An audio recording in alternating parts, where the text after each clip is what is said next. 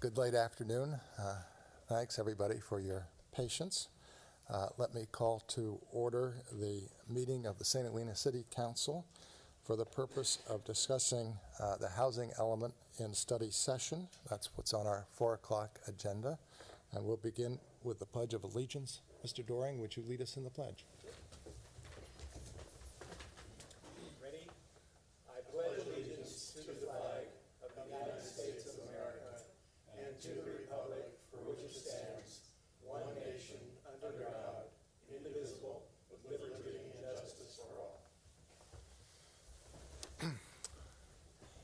Ms. Black, roll call.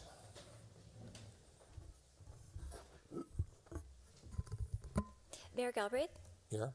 Vice Mayor White, Here. Councilmember Kroll, Doring, Here. Pitts. Here.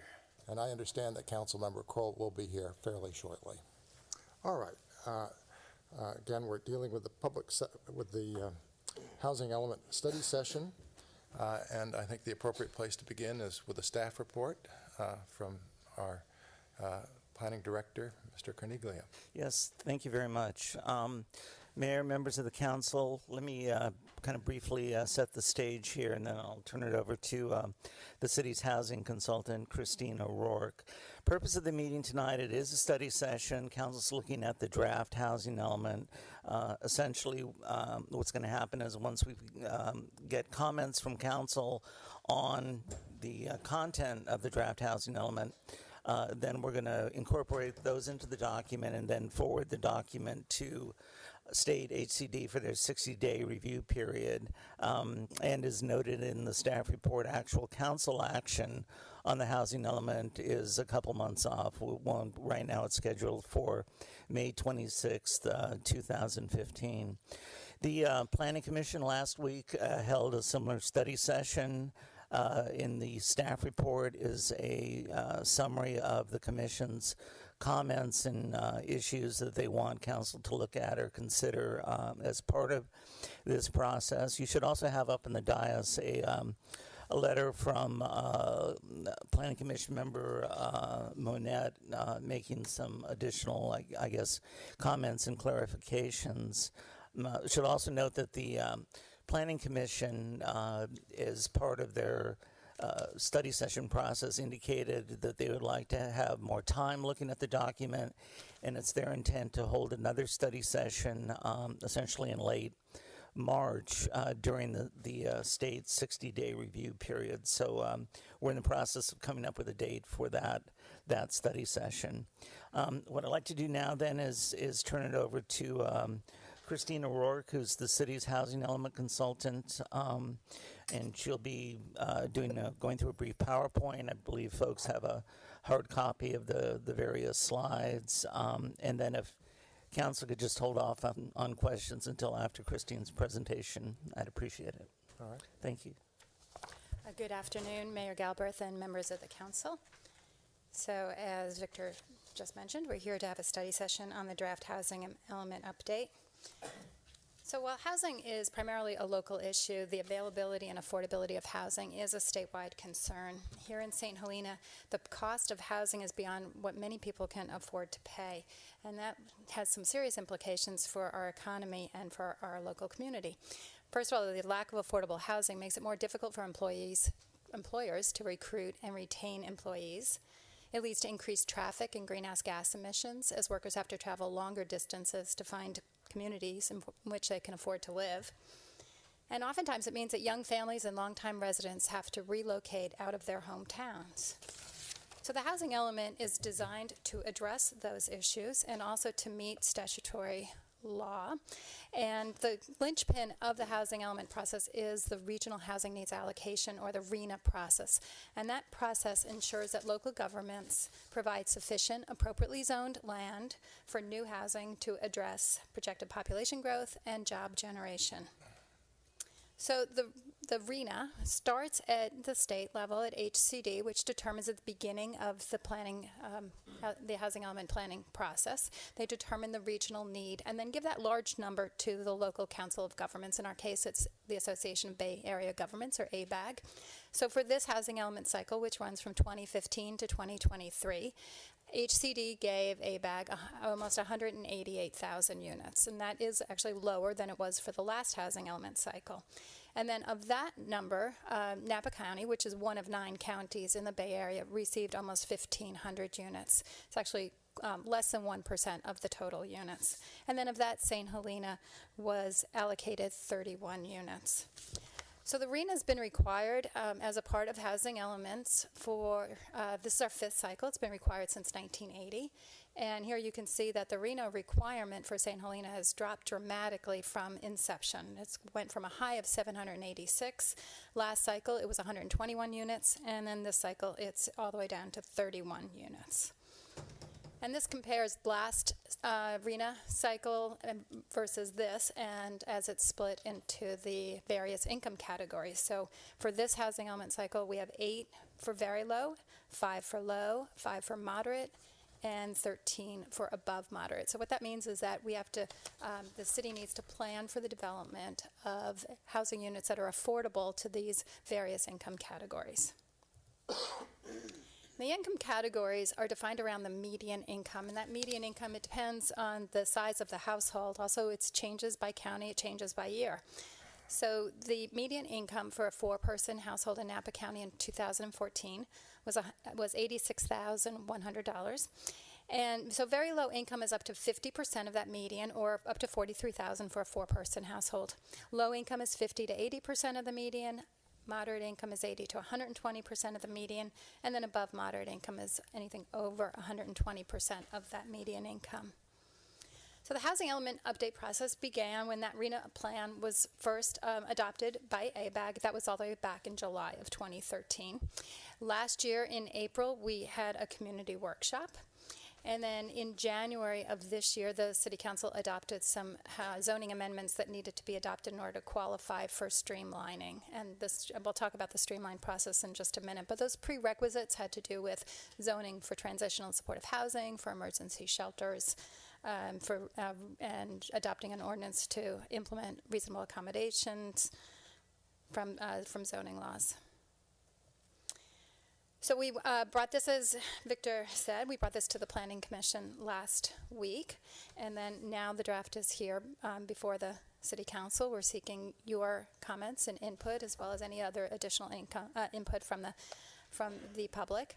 And then if we have the approval from the City Council, we'll package up the draft and send it off to HCD in the next couple of days, and that will initiate the 60-day review period with HCD. And during that time, HCD will contact staff, and we'll have probably a conference call with them to kind of go over any of their questions and to resolve any issues they may have. Hopefully, any changes they want to make are really minor, and we can just make them at the staff level. In which case, we would then bring back the draft housing element to the Planning Commission, indicating the changes that have been requested by HCD. And then we would ask for the Planning Commission to recommend adoption of the housing element to the City Council. So that's tentatively scheduled on May 5th. Then May 26th, we would bring that final draft back here to the City Council for adoption on again on May 26th.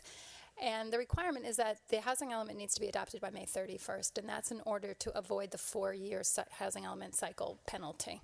If the housing element is adopted after that, the city will need to adopt a housing element every 4 years for 2 consecutive cycles before being allowed to go back on to the 8-year cycle. So right now, you wouldn't have to adopt a new housing element until 2023.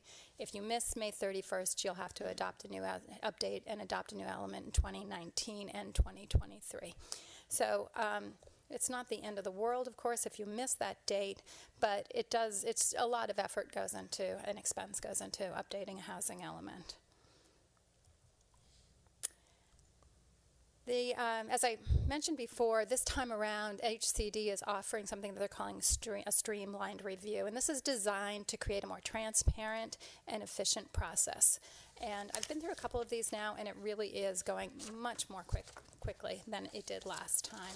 So the streamlined process requires a certified element, which St. Helena does have, as well as compliance with certain state laws, which, as I mentioned earlier, the city has implemented all of those state laws. So HCD recommends that the local government start with the existing housing element. In our case, it's the 2009 housing element, and then just make changes to whatever needs to be updated. So we've indicated those changes in strike through and underline, and also by highlighting. So wherever we've highlighted the heading or like the heading of a table, that means all the information that follows is new. So the theory is that HCD will accept whatever was previously found to be in compliance, including the housing opportunity sites, and then they're just going to review the things that have been changed, and this should really speed up the process.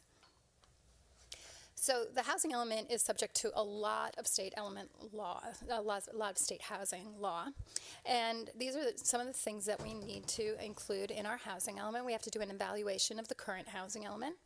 We need to do a very comprehensive update of demographic and housing need analysis. We must evaluate constraints on housing development. Those are governmental and non-governmental constraints. We have to do a comprehensive site inventory. This is a parcel by parcel listing of all the sites that are available to accommodate the housing over the planning period.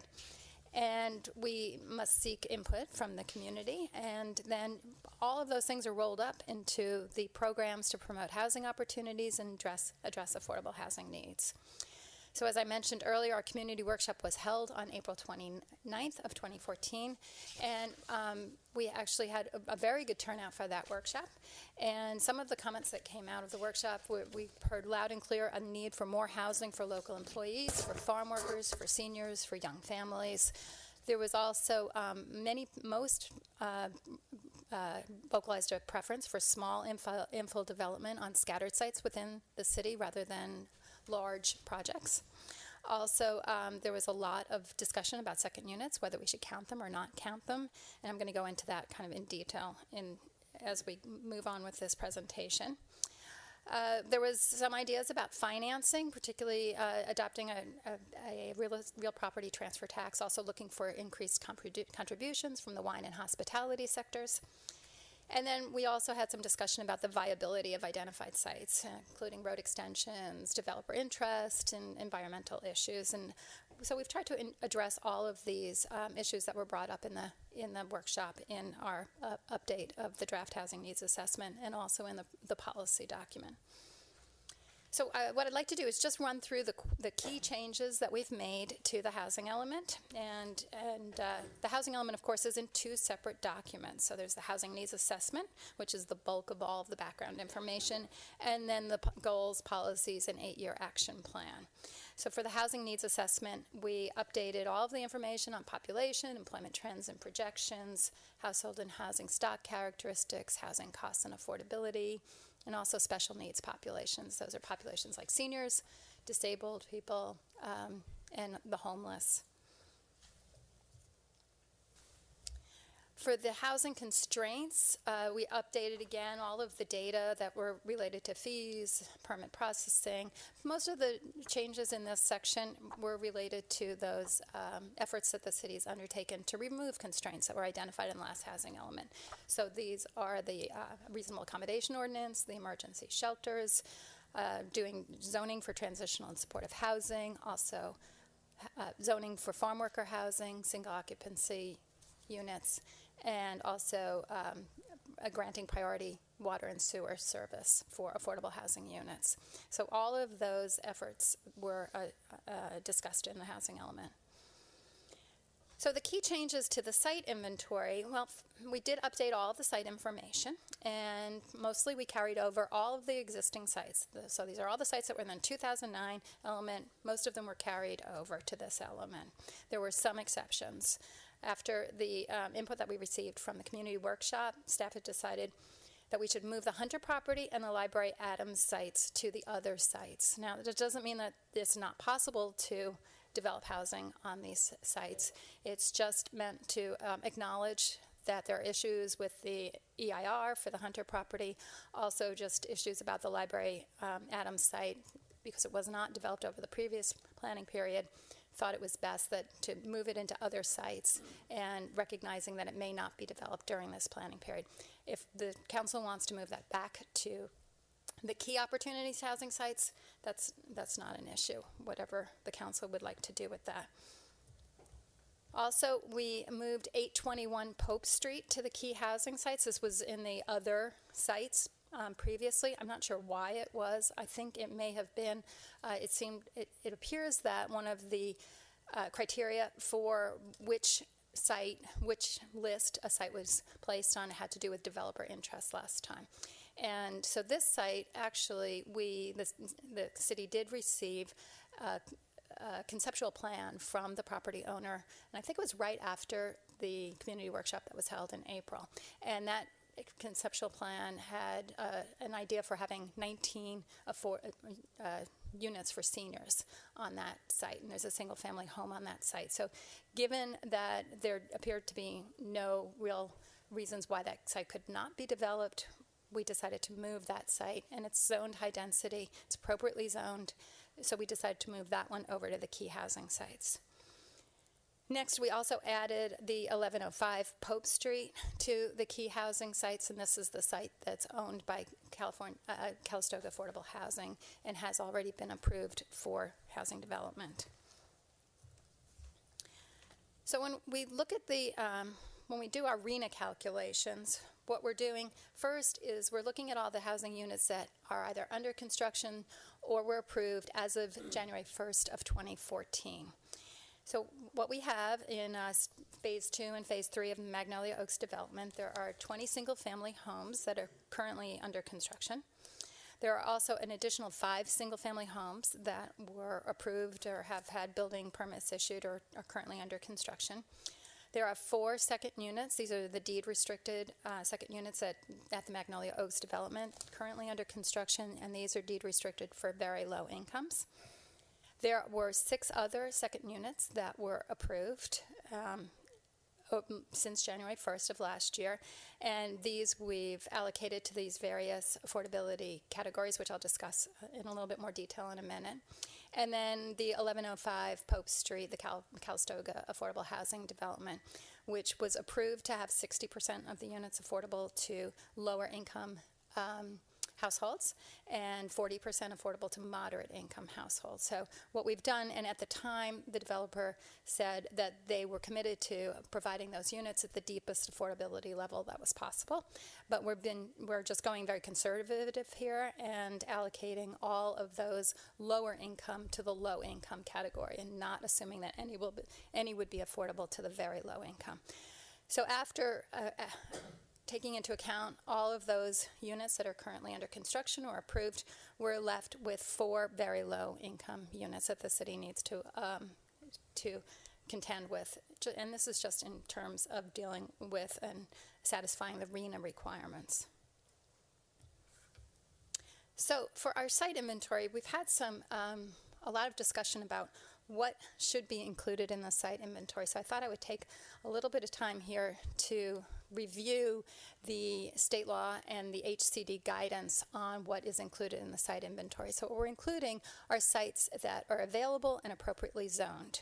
And by available, HCD guidance says that these are sites that are available, have appropriate zoning, development standards, and infrastructure capacity to accommodate the new construction need.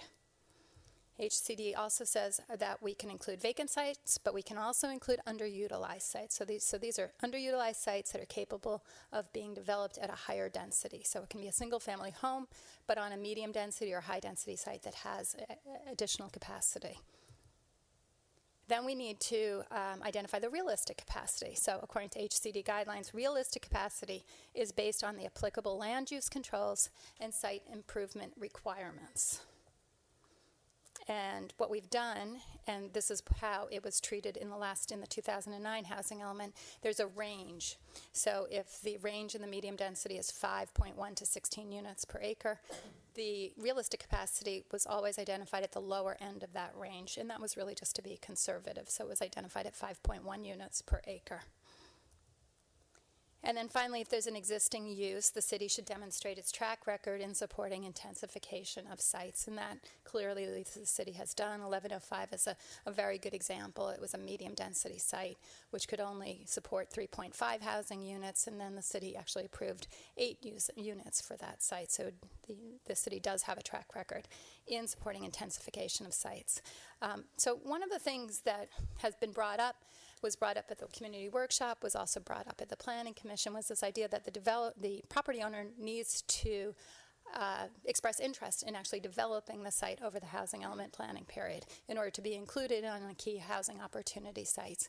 It's not a requirement, it's not in state law, it's not in HCD guidance that the property actually has to be, that the property owner has to express interest in developing that site. So we've not used that as a criteria for deciding which list to place the site on.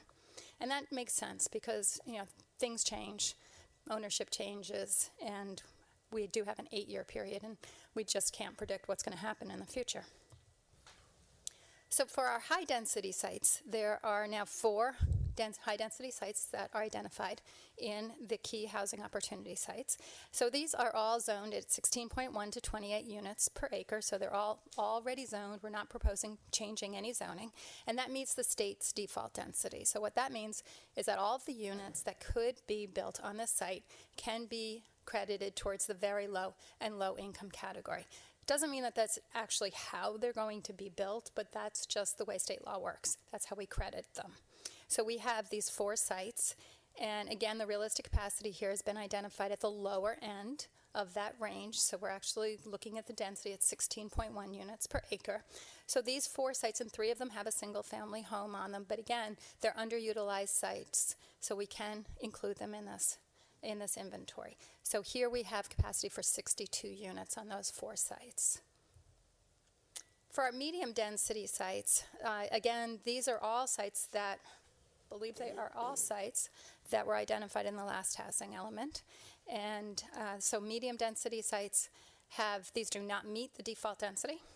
These all have a realistic capacity, again, assuming at the low end of the density spectrum of 172 units.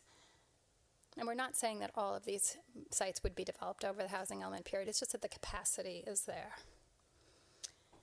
Okay, so then moving on to second units, and I want to spend a little time on this because there's been a lot of discussion about second units also. So the HCD guidance on second units states that the housing element should also include an analysis of the anticipated affordability of second units. The purpose of the analysis is to determine the housing need by income group that could be accommodated through second unit development.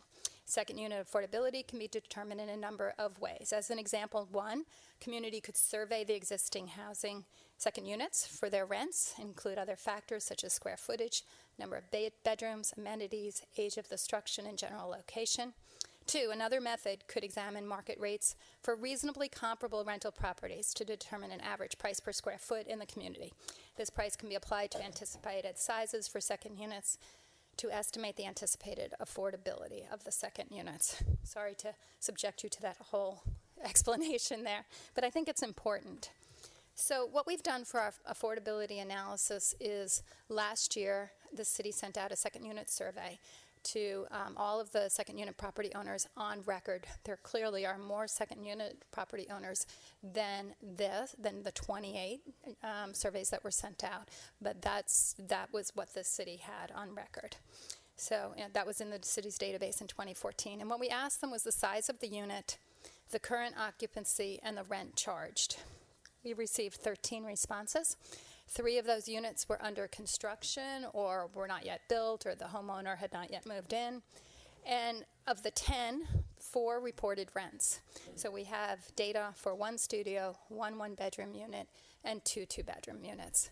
Admittedly, 4 rents is not a big sample size, and we would have preferred to have a much larger response, but that's what we got. So what we did also was we went to Craigslist and we looked at the listings and we tried to find what looked like second units, and over a period of time, over several weeks. And we found 2 studios and 1 one-bedroom, so we took those rents and put those into our analysis. So from the survey results, what we did then was we took the rents and made adjustments for utilities, and we plug them into this matrix to determine what the affordability level is. So when we're looking at affordability level, you just need to look at what the rent is charged. You do not have to look at what the household, we don't know what the household actually earned income household is.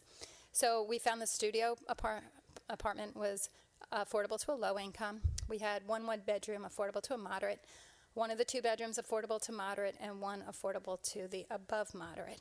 So from that data, we determined that we have generally about 25% affordable to low income, 50% affordable to moderate, and 25% are affordable to above moderate income. This is pretty consistent with other surveys that I've been involved with, mostly in Marin County. I recognize that circumstances are different up here in Napa County, but that's what we have. So then we looked at Craigslist. And we had 2 studios, one affordable to low, one affordable to moderate, and one bedroom, one affordable to moderate. So this seemed to support our conclusions that we had been able to draw from the second unit survey. So again, 25% low, 50% moderate, and 25% above moderate. So this is the data that we're using to estimate what rents will be for second units, or the affordability levels will be, I should say. So putting this all together, here are strategies for providing affordable housing, or planning for affordable housing, I should say, over the planning period. Again, the RHNA is on top, and then the remaining RHNA with the 4 very low is the second line.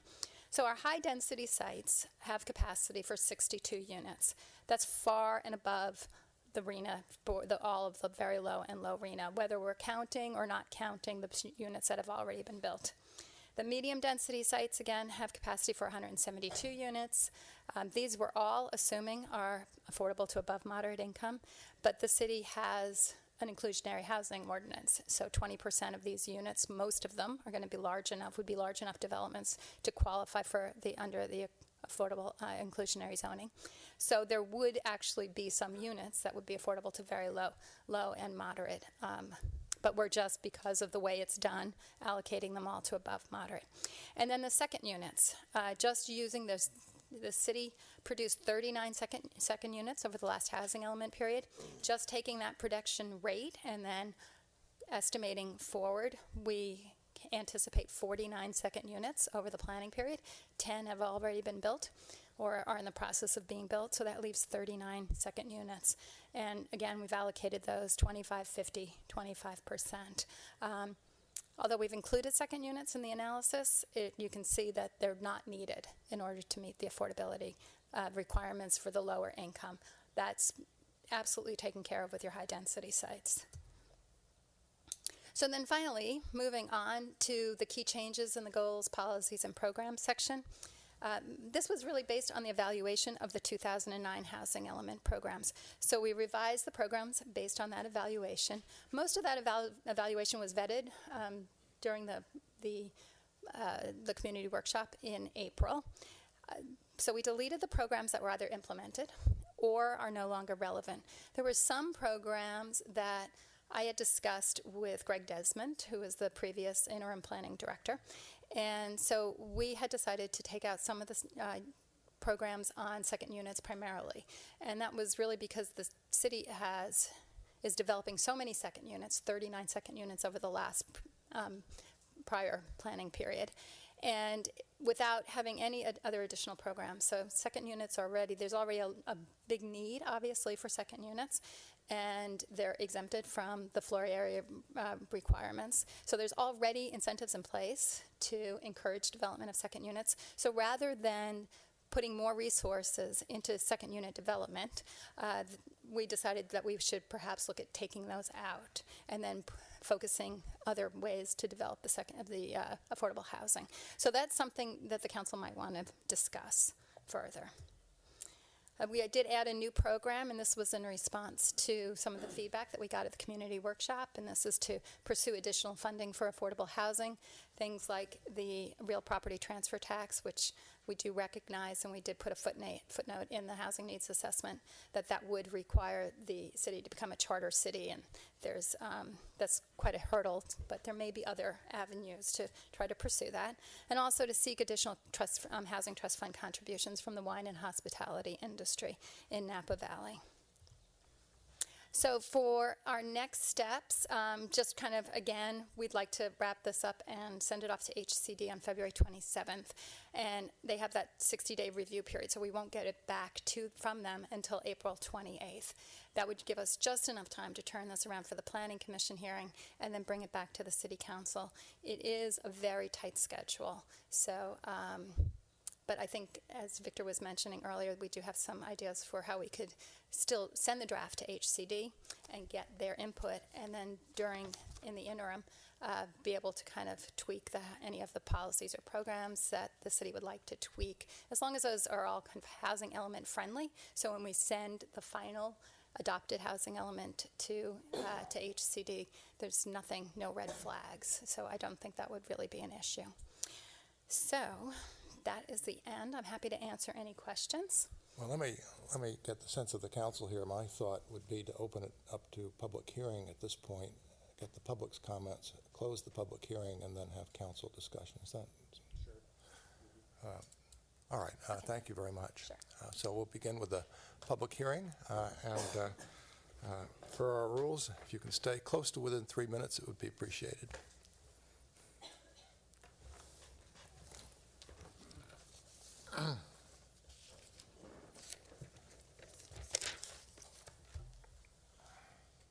Steve Goldfarb, Bella Vista Way, St. Helena. I can't do it within 3 minutes. I'll keep in your 3 minutes if I can, but I can't even come close to discussing the issues that I hope you will take up tonight. First of all, I would say I have a lot of experience with housing elements. I think if what your goal is to get a housing element approved by HCD, just take what's been given to you, approve it, and hope nobody sues you. Because there's probably enough in there that HCD is going to look at it without knowing individual communities and go, this sounds really reasonable. It won't build any housing in this community. Any. We shouldn't be looking at that a housing element or a general plan should be determined by what the state says is the minimum requirements. You may have to meet the minimum requirements, but hopefully when you do a housing element, you look at what's needed in St. Helena and say, okay, what do we need to do in order to actually build housing? The fact of the matter, this community has an abominable record of housing. In the last housing element period, 1 housing unit was developed, 1 out of 76. And yet, if you look at some of the information that was provided to you, what the state says is, take the housing sites as an example. It says, well, let's take the housing sites from the last time, and we can underline or cross out, but the state's going to assume that what they approved the last time are good sites for this time. I mean, that's pretty much insane, especially since we had 8 or 9 years with those sites. And what we determined was nobody was willing to build housing on it. Nobody could build housing on it. The financing didn't work on them. Or most importantly, the owners of those properties have no intention of building housing on them. If there's no intention to build housing on a piece of property, why should the city be relying on that to say this is how they're going to meet the requirements? I think if you went through each one of these and, first I just want to say, I think the staff's done an excellent job doing this in this short period of time. But they don't have necessarily the history of years of what's happened in St. Helena. And I think if the goal is just to get a housing element approved, even though it might not meet our needs, they did a great job. But one more thing, I'll just say it. As to the second units, this is sheer insanity. because somebody builds a second unit on their property, which many people do in St. Helena. They are not second units. They are not available for rent. They are guest houses. And the reason they get to build them is because the city accommodates them by eliminating that from the floor area ratio so they could build more on their property, whether they live in it or their children live in it or their friends come and spend the weekend. But there is no indication at all that those housing units are going to be available.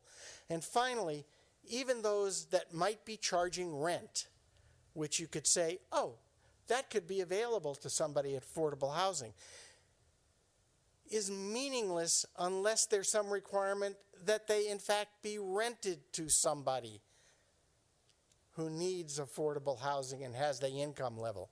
I know a number of people in this town who rent their properties, okay, and they rent them to people at, $800 a month because it's just a tiny little, studio. But the person living in it makes $100,000 a year. And they're perfectly happy to do it because they got great coverage here. They got somebody with a lot of money that can afford a small house because they're single. Yet there's no analysis in this about whether these units are really available to somebody who needs those units. And I hope the council in their deliberations will take that into consideration and try to come up with a housing element that makes sense. You're not probably going to make that time deadline. But is it better to meet the time deadline and come up with a vacuous plan, or is it better to say, let's really take a look at this and do it right? Thank you. Thank you very much. Thank you. Anybody else at the public forum?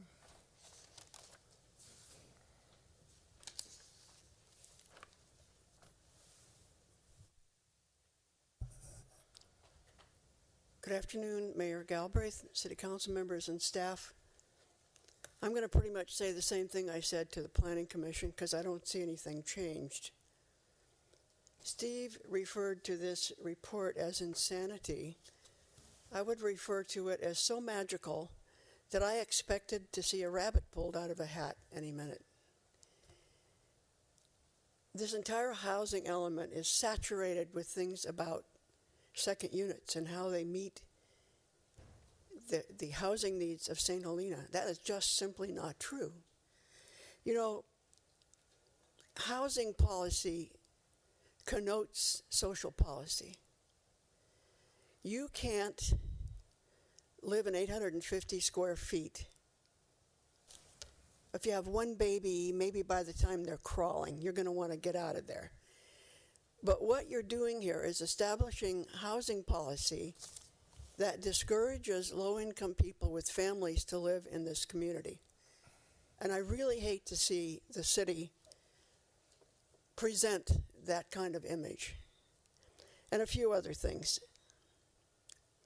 I loved the section in this report on construction costs. I know we have at least one person sitting up there writing who knows about construction costs. There's no way you're going to build the units that need to be built on the McCorkle property without losing money.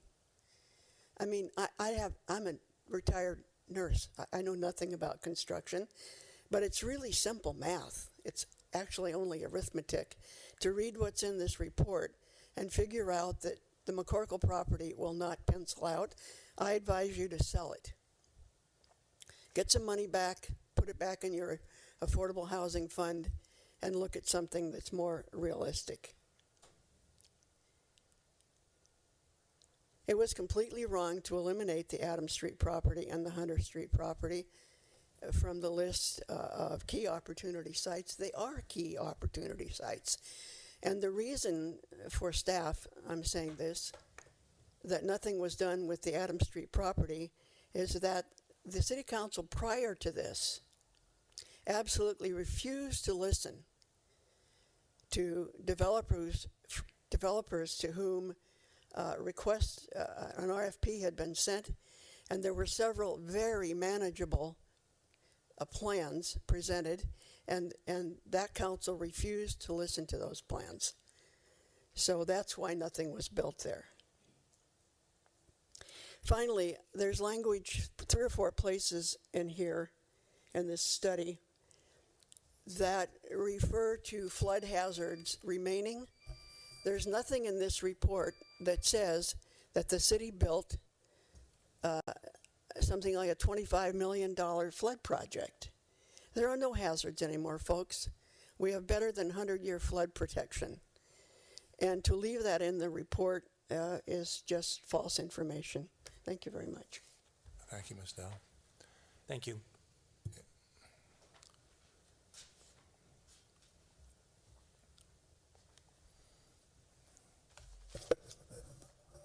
Good afternoon, Mr. Mayor. I apologize for misspelling your name in the letter that I gave to you and to the city clerk concerning the housing element. I'm David Grable. I'm here on behalf of Latinos Unidos de Napa. It's an advocacy group for low-income families, for farm worker families, and other families with special needs in Napa County. That's been around for at least 10 years now. My letter sets out most of the problems that we see with this housing element draft.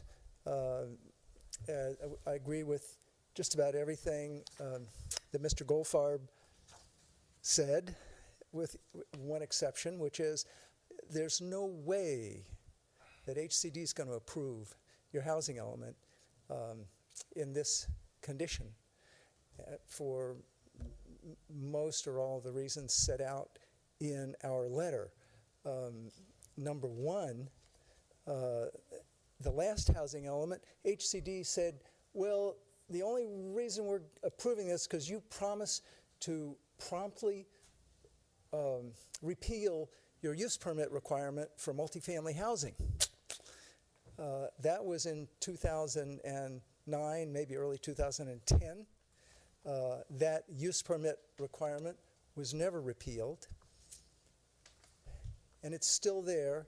And you've got a program in this housing element that says, well, we're going to repeal that use permit requirement after we finish updating our general plan, which may be in a year, maybe 2 years, maybe never. After we adopt some standards for multifamily housing, some design standards, whatever those are. So you're not going to get it approved. And I wouldn't even suggest that you try. I agree. The consequences of adopting a bad housing element, getting into all kinds of squabbles with HCD, with other advocates about it, it's not worth it. Bite the bullet, say we're going to take our time and do it right. And yeah, maybe in 4 years we'll have to do it again, but we'll do it again right. And St. Helena has an enormous need for farm worker housing, has an enormous need for low-income housing in general. The RHNA numbers are not the ceiling for your housing element. The RHNA numbers should be your floor. That's where you start, and you go from there. And I see some of that here because you've got sites that will provide more than what the 4 units left on your meeting your RHNA requirement. Let's do a real housing element that will address the real needs for affordable housing for lower income people who work in and near St. Helena, for moderate income folks up to $100,000 a year. That's your school teachers. That's 2 school teachers. My wife's a school teacher. They need to live here because they're working during the school year 12 hours a day. They can't commute to Lake County or Sonoma County or wherever. You're over your 3 minutes if you can. They need to live here. So we hope you'll take this letter into consideration. We'd be happy to work with you. We'd love to work with you to include some things that will help you get an HCD approval. Right now, we don't think that HCD is going to approve it. Thank you. Thank you very much. Thank you. Anybody else? All right. Oh, wow.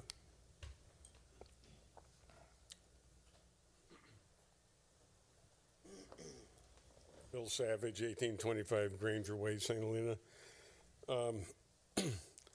I would like to recommend that if you go ahead with this draft housing element and send it in to meet the deadlines that have been mentioned, that at least some language be included that indicates a political will or a direction to do something more than 4 units or 8 units or whatever that very low number is over the next few years. The general plan that is moving along, I hope, should have a reflection of what the community needs, what the community wants, and feasible ways to execute the general plan over the period. And this housing element is part of that plan. So I think at least express an intention to do something positive with it. And I think on the second unit issue, unless there's commitment and control by the Napa housing people to regulate that unit, it really is a rather ephemeral, if that's a word, entity. Thank you. Thank you very much. Thank you. I take it we don't have any AV tonight? Okay. So I'm the queen of PowerPoint, so I didn't print this out, so I'll just have to. It's on her computer. That's okay. I'll just do it like this. I didn't bring my adapter, so I'll just give this to you. It's short and sweet. Mary Stevenson, Chablis Court in St. Helena, and I represent Our Town St. Helena, the local nonprofit housing advocacy group. It's so hard to sit here again after going through the community housing meeting in April, the planning commission meeting last week, and this week, and seeing no substantial change in this housing element. And I must start by saying, you know how they say when you just say something and long enough and hard enough, everybody says, oh, that's right. Well, I don't know who came up with the fact that everybody in the community wants small infill projects, but that has never been quantified. No one has ever been able to quantify that for me. And I think that the feasibility study that is being done right now will verify that that is not a financial option for low-income housing. It is for moderate housing, but not for low. The problems that we have with the need assessment have been already talked about, and I just want to bring up the point that if you take out the second units that are in the last housing element, we say we completed 60% of the housing element requirements the last time, 60% of the 121 units. If you take out the second units, we've completed 30% of those units. We completed 2 very low housing and 4 low housing. You know, that's not right. So I think that we're doing this with smoke and mirrors, and it's time for us to get serious about this. Secondly, there are a lot of things in need assessment that we agree with. 78% of the workers are commuting into St. Helena. The median salary of residents is not adequate to rent or purchase local housing. And there's been very little affordable housing built in this last cycle. You know, there's 238 total affordable housing units, meaning either income qualified or deed restricted in town. 8% of those have been built in the last 15 years, 20 units of true affordable housing. And that includes 6 of these studio apartments that don't have to be rented. So we're less than 10%. Now, when you get down to the goals, it seems to me that we certainly need to look beyond the RHNA numbers unless we are trying to not build affordable housing. That's big, you know, we've had that, we've looked like that in the past, but it's time for us to start being creative and assertive and progressive in building housing. Right now, if you take the quantified objectives, I'm almost done, the quantified objectives in the housing element, it's saying that the only quantified objective we have is to build 4 more very low houses and rehab 10 in the next 8 years. I mean, I think that's disgraceful. I can't believe that we would send a written document that says that's all we are going to do for housing in a town that has the housing problems that we have. So we would recommend that, I know you got to get this off next week, but in the time between now and March, let's do some expand the implementing actions. Let's have something that quantifies the impact of second units on workforce housing. Facts, not four-unit surveys, but facts. Let's quantify the impact of gentrification on the existing housing stock. Let's study the type and scope of housing that's needed over the next 8 years, not just what we have to do or what we have to tell the government to do, but what we actually need.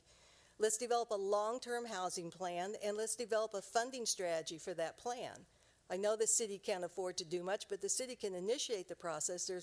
Money is not the problem. The problem is political will. Thank you. Thank you very much. Thank you. All right, any further public comment? Then I'll close public comment. And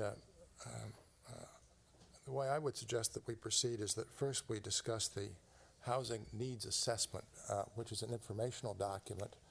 And as I listen to the discussion, there are 2 major issues that come through. One is the second unit discussion and whether it's appropriate to count second units that were built in the 2007-14 cycle toward our RHNA numbers in that cycle. And the other is the available site issue generally. And so with the council's permission, I'd like to focus the discussion initially on second units and get council's reaction on that. Let me just spell out where I'm headed after that so you can see. I want to hear from the staff as to whether it wants us to go through that list of, the box list of recommendations, which are at pages 12 and 31. And then I think we should go through the recommendations of the Planning Commission. And then if council has further policy suggestions, then in the policy document, then we need to address that. But if this is agreeable with the council, that would be the way I would propose to proceed for the moment. Can I add one small topic for discussion, which is the worker proximity program? It's contrary to some things in this document, but I think it's worth at least a discussion because I think it's an interesting program that might be creative in this community. Sure. Okay, so let's start with second units. Do members of the council have any comment on the way the city is counting second units toward RHNA quantified goals in the expiring housing cycle? My general impression is that we really shouldn't be relying on that survey. I think it's information, it's helpful information, but it really doesn't get us anywhere. It's not reliable enough, and it doesn't do us any harm one way or another if we just eliminate that and say that should be studied further. Given my experience in the community, I've come to believe that allowing second units to be built that are not regulated actually increases the problem of lack of affordability. It makes those houses even more valuable and less affordable to entry-level families. So we're doing ourselves a disservice. There's an opportunity here in the second unit arena, and there's no question about it. But we're fumbling around here because we don't have regulated second units. And we are giving incentives to homeowners and developers to build more housing to make their homes more valuable and less affordable. So that doesn't make any sense, yet there's an opportunity there if we take away some of those incentives, or if we say, turn it around and say, we are going to give those incentives to folks who will agree to be audited, who will agree to be under some regulation. So I want to turn that around and take knowing, and maybe those numbers will come down with that kind of an incentive program, but I don't think we should continue to give those kinds of the square footage, 400 square foot, exemptions and the 200 square foot covered parking exemption unless it's used for regulated, audited, affordable housing. So I'm okay with it. I agree with Mary that we should probably not use those numbers, and it's not, from the prior to suggest that we did well. I don't feel comfortable with that, and I don't think it makes a difference one way or another. I think we should start from here going forward and say, let's look at the second unit opportunity and really focus on what we can do in this community because it's working so well. Although I do think that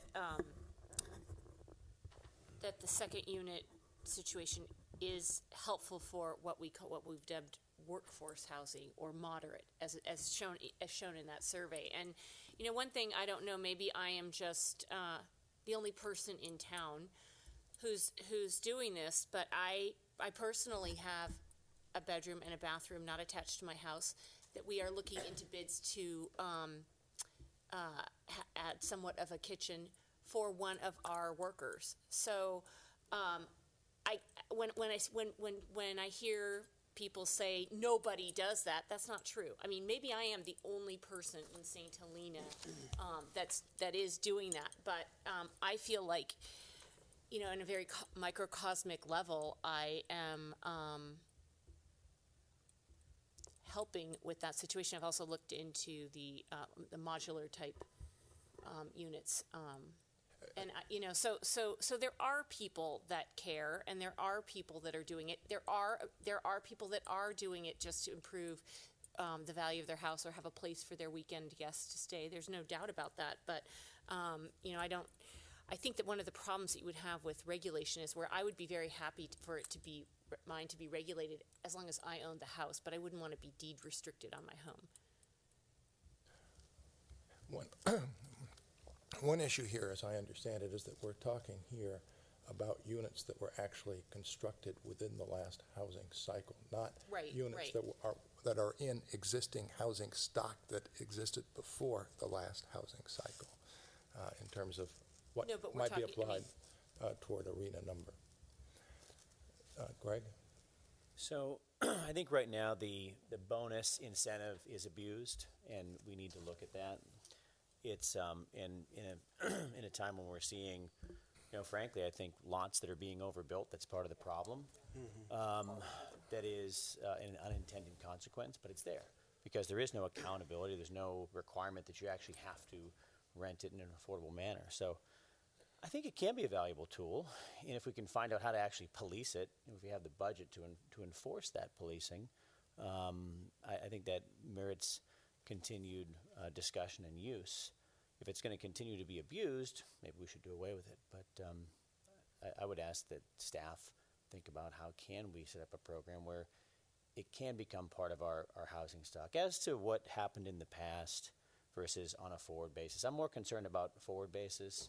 And what's in this document, in my personal opinion, is there's two ways to look at this. It is, and maybe I should just focus on the topic and stay away from that. But I'm less worried about, if we decided previously that second units would count, and that was the guidance, then we should stick with that. If we want to change that on a forward basis, let's change it on a forward basis. But I'm not sure we should say. Did we? I think someone did. Well, we did. I didn't, but someone did. Well, with the Magnolia Oaks project, the council did. Well, not in the housing element, though, right? No, in the previous housing element, I believe. Well, my understanding from my service on the Planning Commission was that city policy had been, and it's certainly in the 2002 document, and it's in a memo that I received from Interim Planning Director Moore, that we could not assign, and Mr. Desmond did not assign, second units to satisfy low or very low income housing. And so the use of the survey and the use of Craigslist and what's coming before us today is a change in documented past city policy. And my personal view is that the evidence does not support that change. With respect to the survey, the sample size is much too small to be meaningful. There's no evidence that the rents are being paid by anybody other than what Mr. Goldfarb referred to, for example. And then with respect to Craigslist, who knows whether those were units that were built within the last housing cycle or not. And if they weren't, they certainly couldn't be counted against the RENA numbers. It wasn't in the housing element, but what it was suggested by a member of the public who had done some research in other communities on the effectiveness of second units in providing affordable and moderate housing. And so, while it was not documented in the housing element, it was adopted as it was maybe not formally adopted, but it was sort of, the concept was, let's see if this works.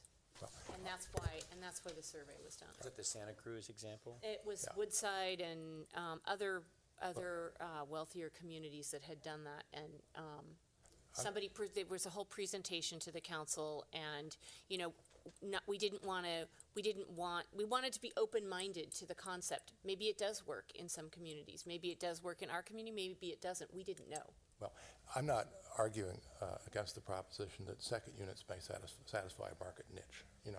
The issue here, though, is whether we can use second units that were built in the last housing cycle and apply them to low and very low income units. Everybody agrees we can't do it with respect to very low, and in my view, the evidence is not there to do it with respect to low, and we should not do it. And that would be the direction that I would provide to staff, and the question then is whether I have the support of 2 other members of the council. Well, that's a little bit of a different issue than what I'm talking about. I agree with you that the evidence is not there, Mayor, but I'm more going forward. If we can find the evidence, if we set up a program, if we change our policies in our housing element moving forward to say we want to encourage second units, however, we want to make sure that there's an audit program and some kind of a regulatory program in place, then we should encourage second units to be built. Okay, and I agree with that, but at the moment, the focus here is on the informational document and not on the policy document. And so what you're going to goes to the policy document at the end, and I think we can get there and probably all. Fair enough. I agree with what you're saying about the assessment document. So it's the assessment document, and so the question is whether there's a third. So before you go for the votes here, if the evidence isn't there to support that they are not being rented as affordable, is there evidence to support that they're being rented for other than affordable? I would sort of flip the argument. Or is there evidence that they were built during that period? Right. Well, I guess that's part of the question, too.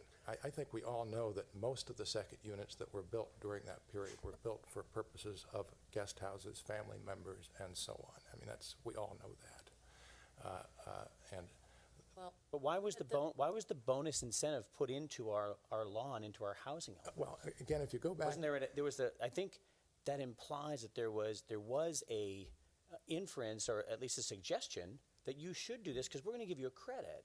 There was someone made that decision, right? all I can tell you is that in the 2002 housing element, where there's a very substantial discussion of second units, there's also a discussion about how the square footage went from, and I can't remember, 600 acre feet to 850 600 square feet to 850 acre feet. At 600 acre feet, what's stated in there was that square feet was that it was being used by moderate income families, and by taking it up to 850 square feet, it would even more so be used by moderate income families. I mean, that's what's basically stated there. I think we're saying the same thing. I just don't think the information's reliable to suggest that did anything for us in the past, but looking forward, we may be able to get more reliable data and have more policies that encourage the use of second units. That's all I'm saying. I don't think that's an issue. I think it's a non-issue, frankly. What is the significance of having it in here as a factual, or? Are we talking about the past production? Yes. Yes. It doesn't really matter. I mean, it's not really that HCD is looking at the past production. I will say, because I'm listening to what you're saying here, I'm pretty sure that all of the second units surveys that were sent out to units that have been developed in the last planning period, because there were 28 surveys sent out. And we know there were 39 units developed. So, and I don't think that the staff was really taking a good record of them until recently. So, I might suggest that one way, because if we receive 10 responses, well, 10 of them really qualified because 3 were not under construction, and of the 10, 4 of them reported rents. Perhaps the thing to do is to say that 40% of the units that were built were actually being rented, and acknowledge that some of these units are just not being rented out because they're being used for guests or whatever, and then apply the affordability levels to those 40% of the units. Maybe that's one way to approach it, and that would be kind of more realistic to what we're saying. The other housing element, the last one, did attribute everything to moderate, but there's no survey, there's no statistical reason for that other than say, well, that's what we feel like. And the guidance from HCD clearly says that there should be a survey or a survey of existing rents to base that on, because how do we know that they're not all above moderate in that case? So, anyway, maybe that's something to think about. Well, again, we need to move on to other subjects. So the question is, what is the direction to staff with respect to this? Well, if we, I think there's at least enough evidence to be able to say that there was 40%. And it's more of just information that we did build this many second units, and that you did quantify some rents, and that some people are renting them out, and they do fall into those categories. So I don't think they should be disregarded. Is that what you're suggesting, that they're disregarded? All right. Just a simple statement like that, I think. Yeah, no, my strong belief is that the sample size is not sufficient to support assigning any of the newly constructed units to to low or very low. And it's certainly contrary to what the city's done in the past, and I would stick with what the city's done in the past. That's my view of it, but if I don't have a majority, then council's of the view that it should go with what Ms. O'Rourke just suggested, then that's where we are. Yeah. I'm just surprised why it's even an issue. It just seems to me that we built some second units. We don't have clear data as to how they were used, by what income levels, but we can just say we built them. It looks like maybe some of them, 40% maybe, yeah. Or 4 out of 10. Yeah, we don't have to say 40%. And we're looking forward to exploring that more to see if we can get more low and very low and just move on. And we may explore that with future policies of requiring an audit and that kind of thing. Right. Again, with respect to the future policies, I'm in agreement that we need to make some changes here. All right, the next issue deals with I think the available site issue, which is a big issue that's been brought up repeatedly, and that takes us to page 140 of the housing needs assessment. That's where it begins in our document, and I would invite council discussion with respect to that.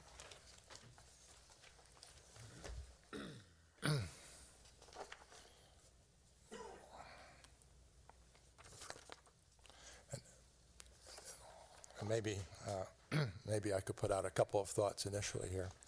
I would like to focus on the sentence that says, it should be noted, with the exception of sites 7, 8, and 11, the property owners have not expressed interest in developing these sites at the current time.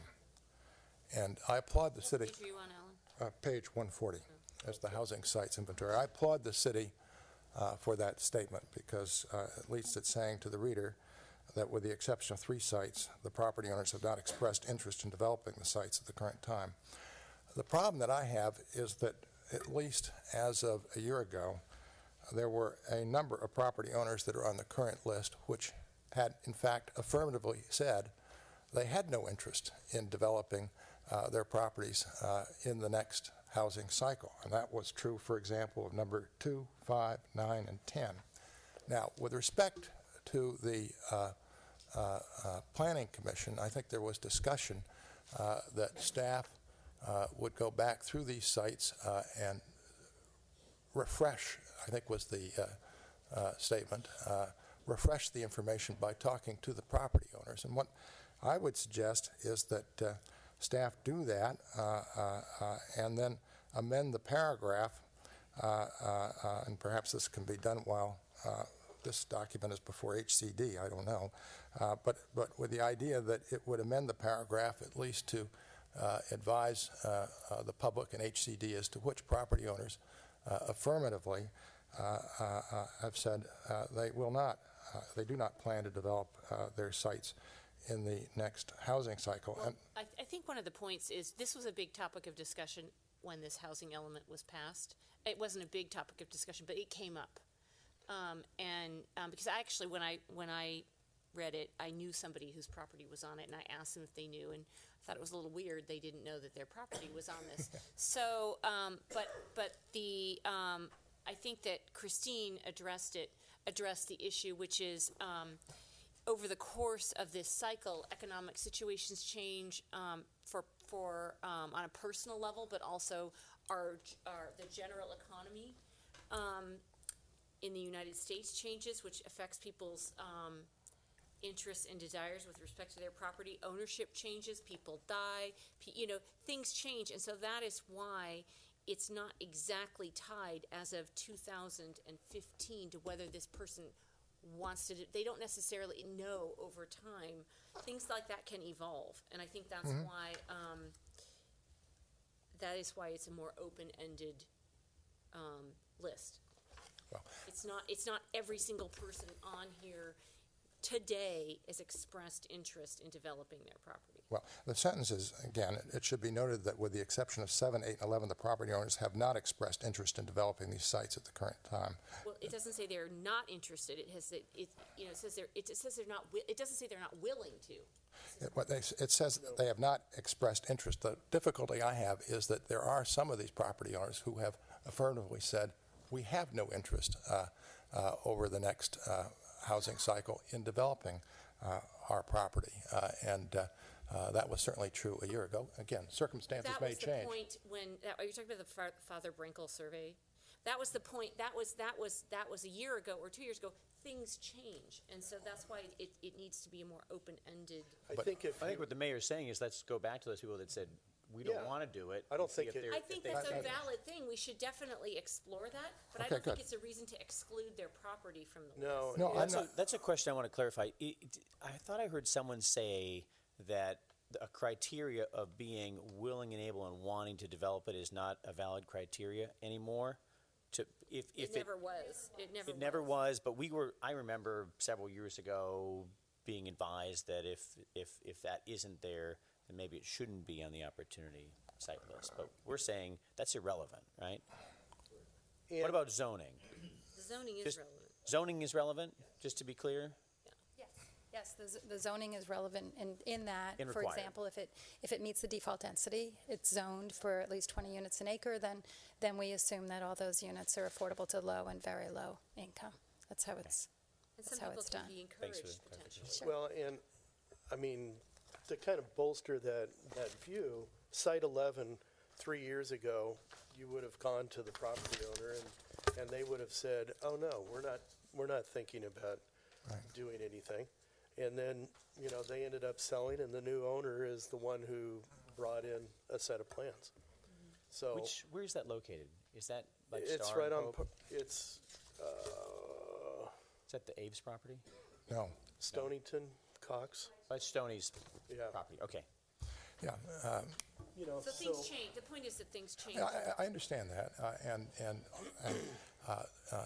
all I'm saying is that at the Planning Commission level, there was a strong suggestion that this be refreshed. I'm endorsing that suggestion, and that it doesn't take long to do it. And also, I would point out to staff that with respect to long-term leases, there is a long-term lease on number 4 that goes through 12/31/20.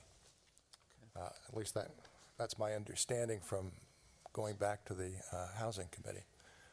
But minor issue there. But I think it does need to be refreshed so that, and the problem that I'm having is that some of these properties, it's not just that they were on the 2009 housing element. I think some of them, if you go back, were probably there on the 2002 one. I mean, and how, and you know, it's hard for me to say you want to hold out to the community that there's sites here when the property owners have affirmatively said, hey, at least at this time, we don't think it's going to happen. So what you're saying is if the property owner reaffirms that they just don't want to do anything in the next housing cycle, we shouldn't include it as an opportunity site. Or at least it should be in the, we can include it, but it should be stated in the text that it's more than just that the property owner has not expressed an interest. It's that the property owner has expressed no interest. Well, if you're going to do it, you have to say the Use the current word current. property The current- owner as Sure. of this date, because, That's for fine. example, number 1 has changed ownership. Yeah, fine. That makes So, sense to me. That's And fine. it's possible that they could sell it and someone could Yeah, I agree. change But I midstream, think but- that you are, I don't think it should be, I see what you're saying, and I definitely think that we should, explore all options, but I don't think that we should, make that statement in this document. Well, again, at this point, I think we've got direction from council on that issue. Yeah, I'm okay with using the word to explain that some of those owners don't have a current interest or have not expressed an interest, or whatever way you Have want not to say it. expressed is what's in fine. here now. Right. The issue, I don't If we're think not we should going- make it further limiting.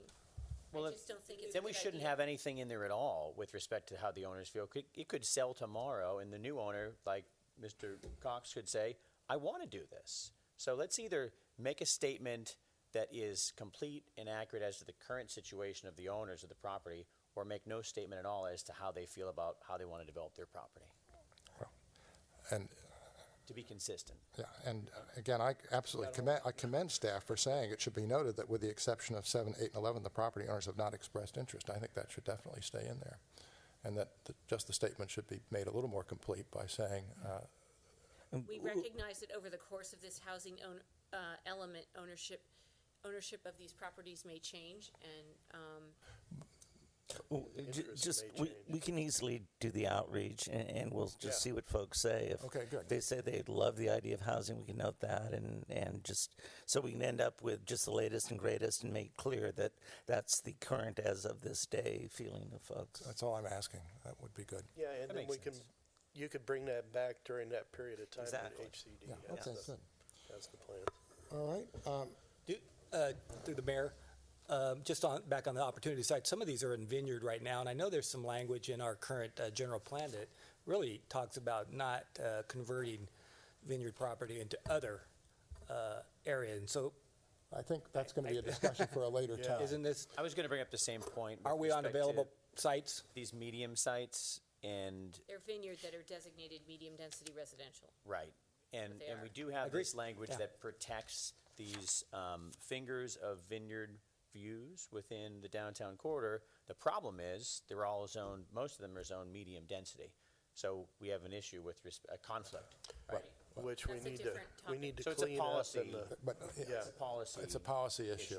Let me see whether, because we're, But it does affect what's on the sites. But maybe we address it as a policy issue, then we can come back to this list of sites What- and. what I would like to do next is to go through the planning commission recommendations, if Sure. that's appropriate.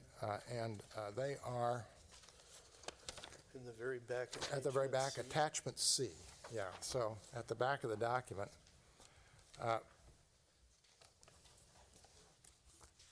Well, the first comment was a suggestion by the chair that there be another housing element study session.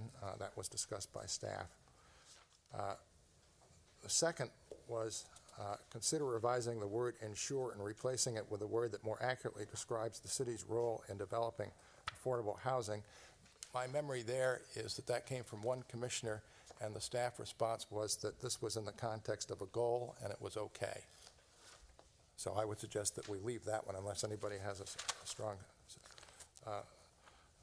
view the other way. The next one, 3HE1F, page 9, revised second sentence to read, funding may be done on a fair share proportions of the cost. I'm not quite clear what the planning commission was getting there, but it seems rather think Yeah, that I- what they're getting at is they don't want to be mandated to do something. They would rather have it be a little bit more discretionary. Yeah, I think fair share is sort of the standard legal term. I think from a staff point of view, I think it's probably better to say fair share because that's kind of the legal obligation. So it's not a big deal either way. I think sticking with fair share is a better way to go.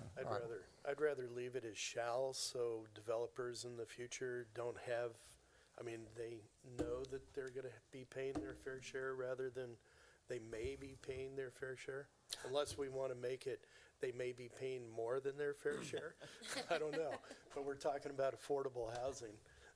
Yeah, I'm fine with keeping the shall. All right. Yeah, through the mayor, I think I agree. Actually, I think it's a legal obligation. I'm not sure we can get some developers to pay and some not to pay, or some owners. I think that would be a problem. I think we have direction on that one. Program HE 1.1, page 10, Commissioner Manette is concerned with rendering affordable housing as, quote, substandard as a result of relaxing site development standards.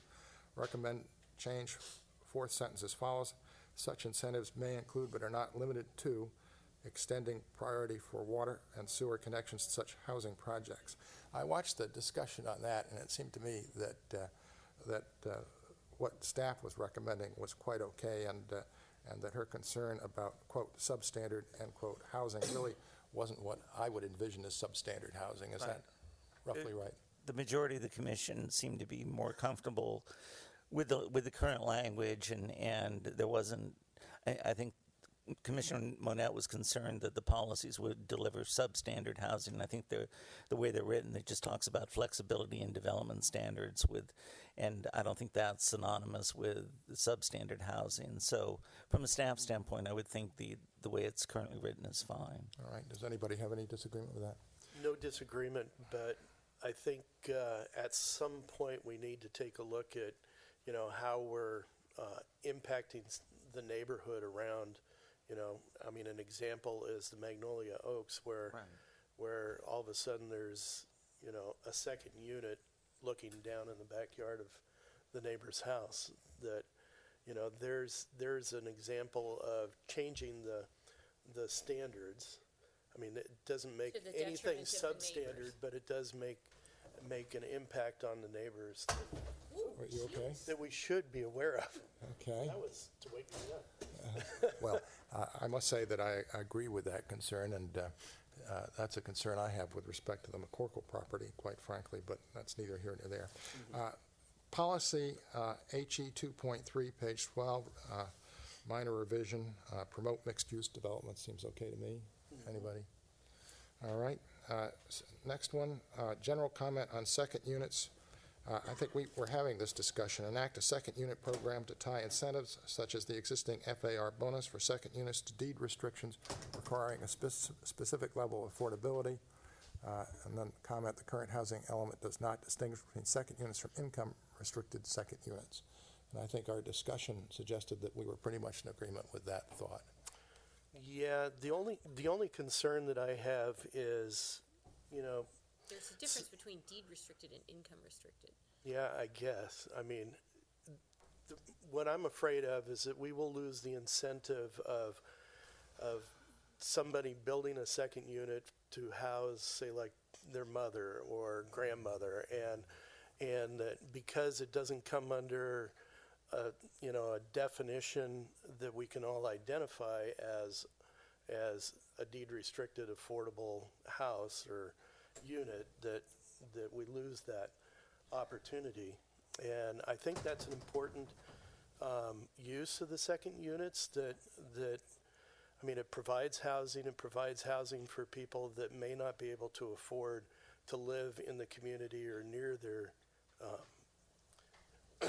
their families, and somehow I would like to see us be able to identify that and include it in any kind of incentives. My suggestion here is that staff take these comments into account and then take it back to the Planning Commission when you have your session in March and see what they can work out and bring back to us. Okay. Yeah, I would echo that. I don't think we're required to create the program now. No. We're simply identifying it as something that should be created in the future, Okay. taking in those comments. Okay. I would also note that there may be legal consequences associated with this recommendation that probably ought to be vetted. I haven't had an opportunity to vet those. Okay. 7 is Program HE 2.H, page 13. Consider providing incentives such as priority approval for commercial property owners that build on-site employee housing. Again, Don't we already?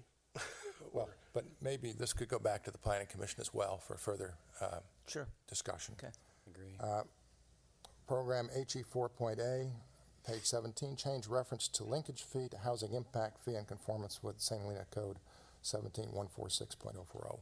Seems okay. I'm fine. Nobody could figure out what a linkage fee was. And then 9, quantified objective summary table, page 23, add a sentence that says, the city will strive to exceed the following state-required targets for affordable housing development in St. Helena.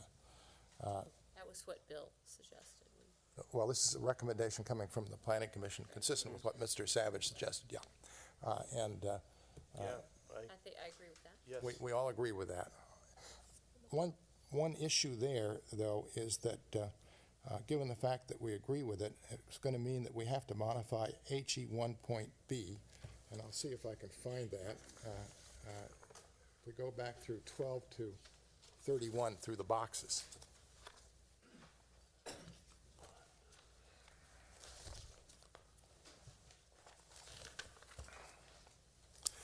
If you're on page 12, with respect to the boxes, you see HE 1.B, and there's this statement there in terms of, well, the recommendation is consider modifying to implement draft general plan update program LU 1.G, but that has the statement, during the next housing element adoption cycle, the city shall make changes to the growth management system and housing element that would limit the total number of units to those included in the regional housing needs allocation. So that seems to me to be inconsistent, and We don't want that wording. Okay, That so- wording is not consistent with what the Planning Commission was requesting, what I've heard the council say, and what the public has been asking for.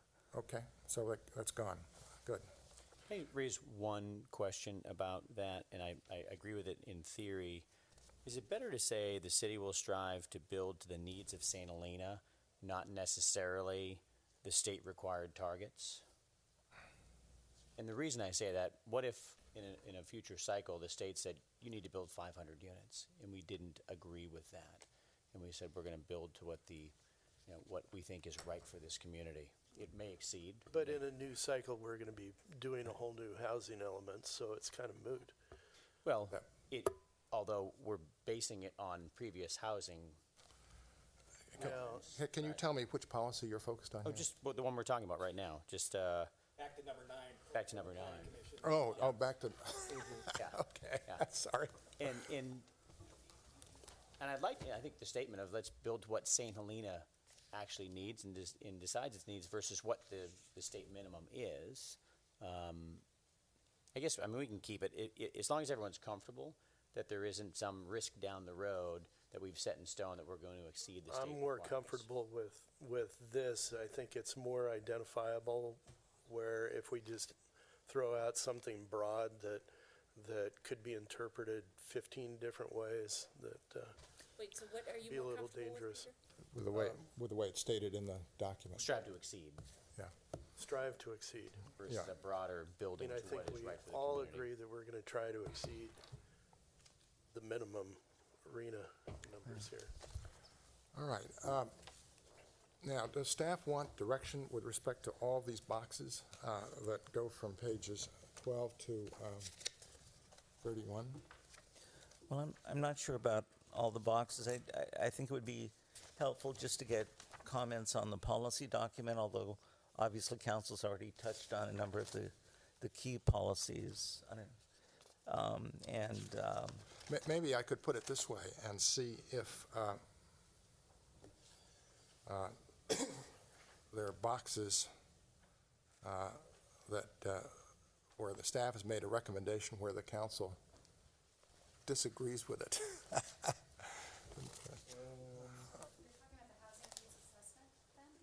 Yes. The evaluation, yeah.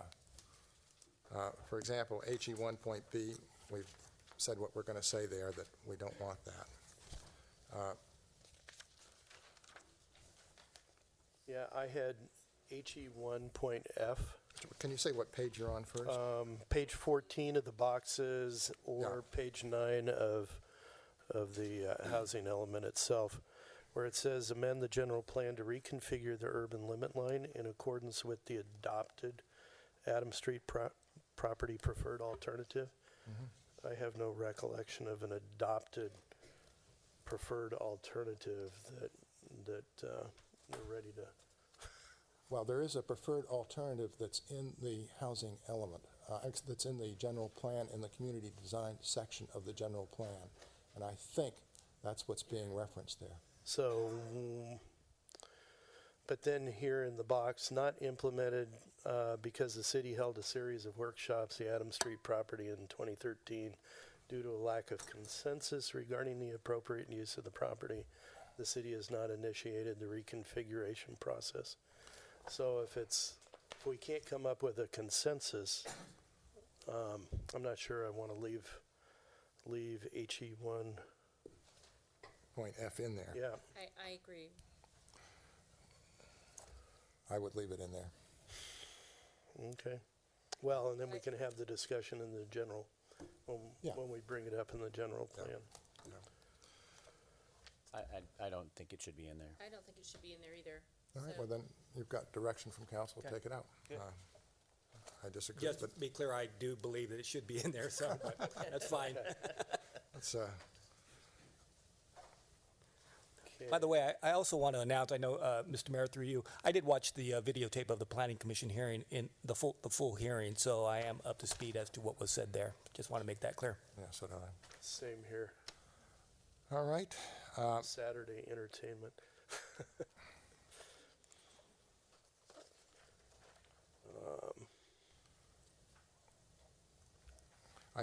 well, we've got,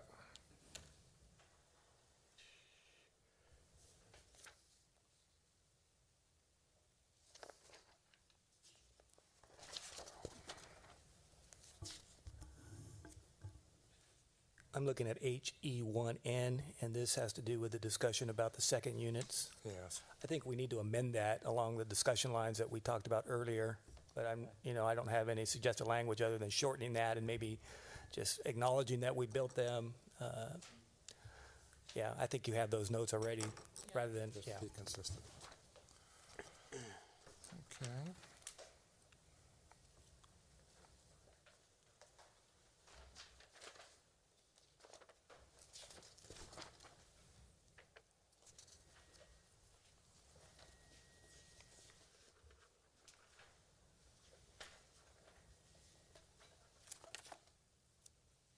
Well, again, with respect to HE 2.1 on page 19, I think we want to leave that in there. Review and revise development standards pertaining to second units. This will be part of the review down the road. Same with J. Same with J. Okay.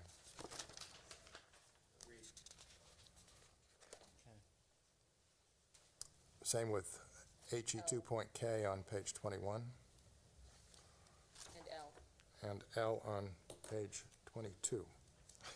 Although L maybe we should keep. It's to be kept, right? Yeah, it's to be kept, yeah. I'm sorry. You got it. I'm keeping track of this. I've got it, yeah. Okay. Yeah, if we're not clear, please say so.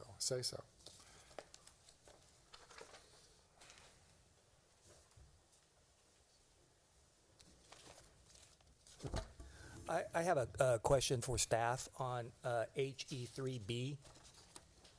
What page? 3 what? HE3B on page 23. It says here that no conversions have occurred during this housing element. And I'm wondering if, maybe it's because I'm using the word conversion broadly, but the Grandview Hotel project, the Las Alcobas project, eliminated a fair amount of housing, affordable housing, maybe not deed restricted or regulated housing. And I'm just wanting to maybe get a clarification on that comment with respect to Las Alcobas. I think the wording is intended, for instance, that somebody converting a home to an office. I think Las Alcalbas was something of a unique situation in terms of the housing being eliminated, and then out of that was negotiated essentially a fee or payment to the city of $750,000. So it Las Alcalbas did not fall under sort of a formulaic kind of fee. It was based on the specifics of that situation. This speaks to some sort of standard fee for converting one building into something else, and you could do it by square footage. It'd be a lot easier to come up with a set or standard fee for that. Thank you. Okay, does anybody have anything further on this document? Looked like everything else to me was pretty routine. I do have another comment here on HE4.G on page 26. It's recommended that this be deleted. It says explore the possibility of establishing a full-time shared housing coordinator for Up Valley communities. The position would serve all the Up Valley communities, including Napa County, and it's recommended that this be deleted. And I guess the point I'm making is it appears that the work we do with the county is post-construction of affordable housing and not trying to find and build affordable housing. So I'm not sure. There may be a difference between managing affordable housing once it's built and actually coordinating the construction of affordable housing, which I think would be a great shared service with a city like Calistoga or Yountville to come together and pay for a housing coordinator. I'd make the same argument with a water coordinator. That's for another day. But so I'm just trying to distinguish the differences between a manager and a coordinator who can help us to build, because I think we really are deficient in the staff. Well, I think in staff with respect to expertise in affordable housing, and no disrespect to you at all. No, it's fine. Thank you. I think, I read it the same way you did at first, Paul, but it really actually, if we keep it, which I think we maybe should, it should say something about housing coordinator for the Up Valley communities to promote the building of affordable housing. Because it isn't clear whether the coordinator is a manager or a manager of existing housing stock or... I agree completely. I think it's a good distinction, important distinction. I think the intent here was simply indicating that we're now using the city as the coordinator, but that's after the fact, as Councilmember Dorian indicated, and I think it would be a good idea to replace it with something proactive about, as was just mentioned, in terms of and then sharing possibly, since we're all kind of in the same market area or in the same niche. So we could reword that to something that gets into creating and putting together affordable housing and the idea of sharing that with that position or function with other communities. That's a good point. Good. Excellent. Anything else on this document? I thought there was a policy here that related to prohibiting the conversion of apartments to condominiums so they couldn't be sold off. That's right. There is a policy statement somewhere in here to that effect. Yeah, I'm trying to find it, but I can't. And I just wanted, I'm not saying it should be deleted or kept, but I wanted to maybe discuss that in the context of this new worker proximity program, which I think is interesting. And we had someone come to the council and talk about wanting to implement that on his project. So I don't know if we do anything right now, but I think it should be a discussion item at some point. All right. Maybe it's a consider modifying to explore worker proximity housing program in Napa County or something along those lines. Well, maybe that could be worked into the job of the housing coordinator there that was just discussed. That could be brought in as something as part of his role. All right, are we finished with this document at this point? I think so. And that leaves us with the policy document, if there's anything further with respect to the policy document that we haven't gotten through.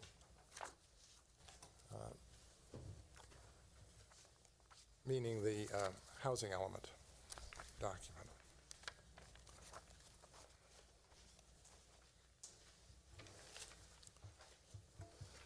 And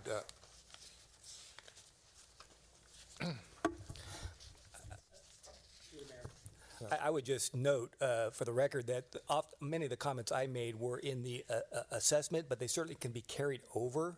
I would think that the staff would understand that there's a few comments that apply to those boxes in the assessment that obviously would carry over to the policy without having to repeat all those again. Sure. Okay. yeah, Thank you. I think that was part of the exercise. All right. Maybe the one policy we haven't come back to is the one that you raised with respect to vineyard lands. Just to throw it out there, is there a policy where, as opportunity sites, there perhaps could you make some just could you distinguish between vacant lots and or existing lots that aren't in vineyard or ag with respect to priority sites or opportunity sites, and could there be some distinction between the two classes? What comes to mind in my mind is the urban limit line, and you don't develop outside of it; you do develop inside of it. So I mean that all, in and of itself raises all kinds of inconsistencies in terms of how we're approaching development within the city. These vineyards are within the urban limit line. Exactly, I understand. There's a lot of them. That's the point. Yeah. So that I would, there's a part of me that says, there's certain vineyards that probably need to be developed, but I'm not going to, I'm for that. But how do you put that into a policy? We're in the Napa Valley, so if it was in, Tracy or somewhere else, yeah, that would probably fly. But here in the Napa Valley, forcing someone to take out a vineyard is a difficult thing. I recognize that. So I don't have an answer. I'm not sure. The point is that it would be like in some sort of priority system that vineyard land would be last developed. Is that Correct. what you were thinking? It's an idea. And that's not fine. A suggestion. I'm not trying to push it that way, but it's something to maybe discuss. That's fine. I mean, yeah.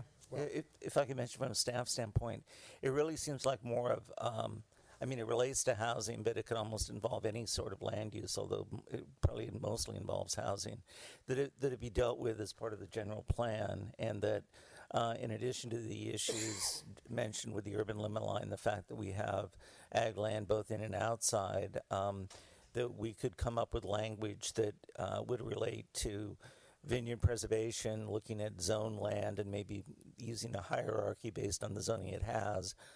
From a housing point of view, the most valuable being the high density and then going from there. But I guess along the short of it is we could maybe make some reference to it in here, but it really would be best implemented as part of the general plan update. Maybe in the survey you're going to do of the folks that have these sites, are you interested or not interested? That might actually reveal some facts with regards to these vineyard sites too. Yeah. My only comment would be to reference page 108, where the urban limit line is discussed, and it makes the point that it denotes the area within which urban development is allowed, and says that's the intent of the urban limit lines, to discourage urban sprawl by containing urban development within a limited area. I mean, that is the point of the urban limit line. So that's a pretty clear statement here in the housing element. Right, and if you want to explore making that more fine-grained in the sense of looking at vineyard land on the urban side of the urban limit line, then we can do that as part of the general plan update. Well, and wasn't there something about if we did extend the urban limit line, there were certain areas where it would be more preferable to extend it than others? I'm sorry, I don't know the answer to that. I don't know. Maybe not. All right, has staff got the direction that it needs at this point? Do we need yes, a vote perfectly. Do we need to vote on the resolution? We do need to vote on the resolution. So I move to approve the resolution directing the city staff to submit the city's updated housing element for the period of time of 2015 to 2023 to the State of California Department of Housing and Community Development for review and comment. Is there a second? Second it. Roll call? Vice Mayor White, Yes. Councilmember Kroll, Yes. Doring, Yes. Pitts, Yes. Mayor Galbraith. Yes.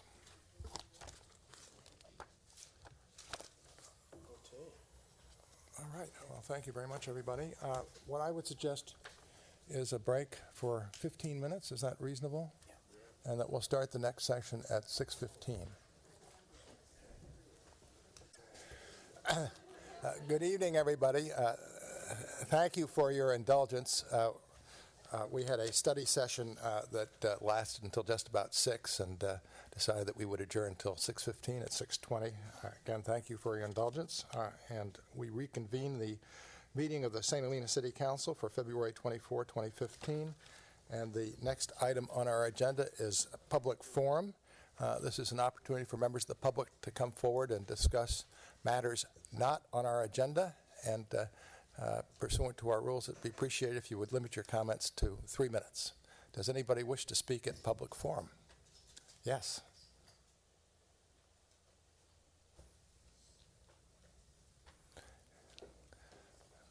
And state your name and address, Mr. Cameron. My name is Darrell Cameron, 1357 El Bonita, down in the Magnolia Oaks area. This is my second time I've addressed the council. I'm not used to doing this, so I'm going to read what I think. I addressed the last council meeting on code violations on 2-story granny units behind my home in Magnolia Oaks.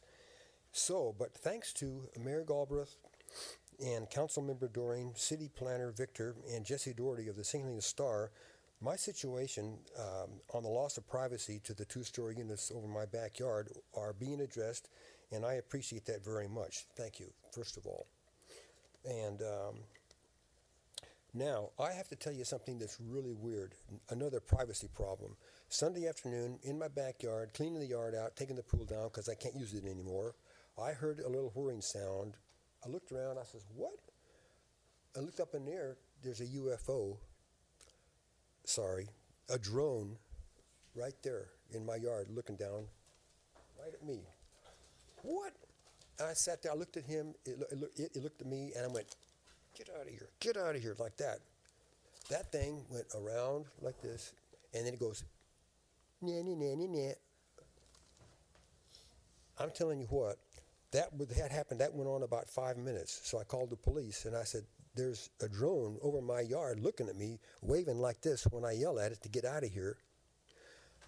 The police said, well, there's nothing we can do about it. I said, I know, there's no legislation yet, it's a hobby.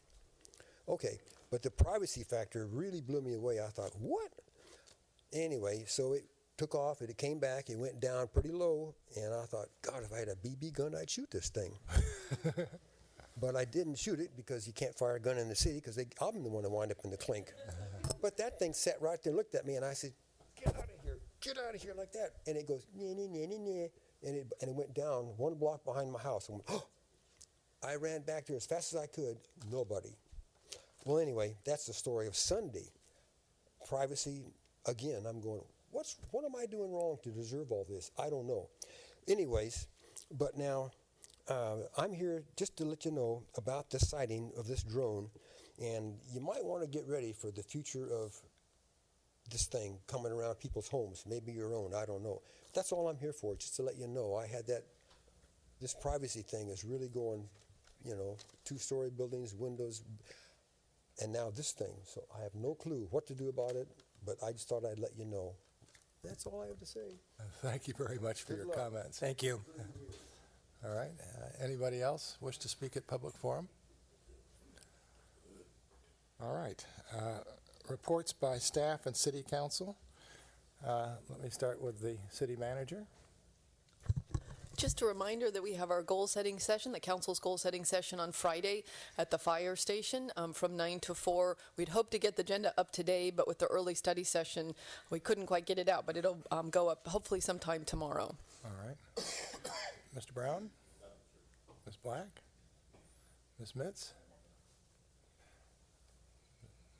Public Works Director?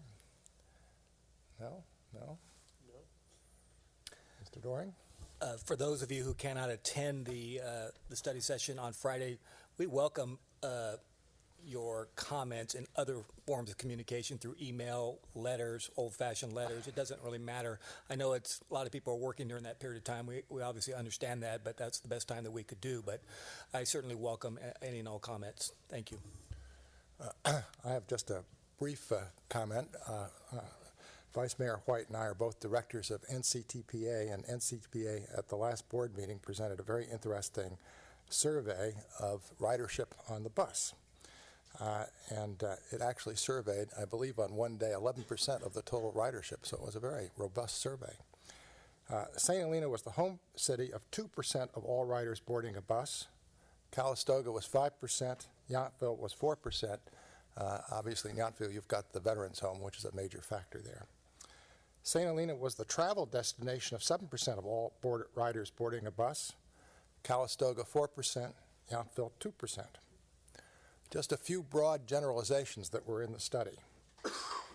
The Vine is experiencing a significant increase in riders who also have access to cars. That's a good thing. There's been an upward shift in rider income level in recent years. 33% of all riders on the Vine are students. Just 10% are 65 or older. 17% are traveling outside Napa County. And 1% of all riders are using a bicycle as part of their trip. And just another set of statistics, this one coming out of the annual report with respect to shuttle ridership. The St. Helena shuttle last year had 16,369 riders. The Calistoga shuttle, 22,480 riders. And the Yountville trolley, 27,794 riders. So I thought those statistics might be of just quick interest. So our next item is presentations and public recognitions. And we have two proclamations this evening, which I will present with the council's consent.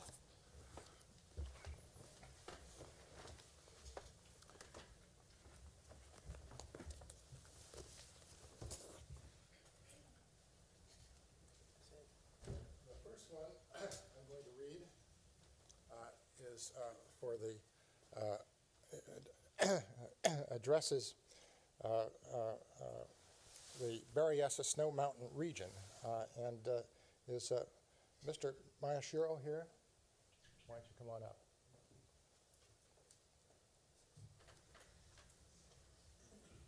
And here's the proclamation.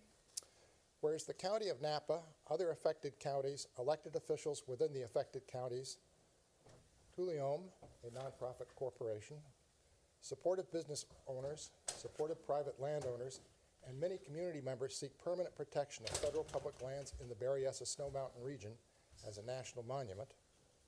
Whereas the City of St. Helena wishes to join the broad support in the Berryessa Snow Mountain region for permanent protection of the region as a national monument through congressional or administration action.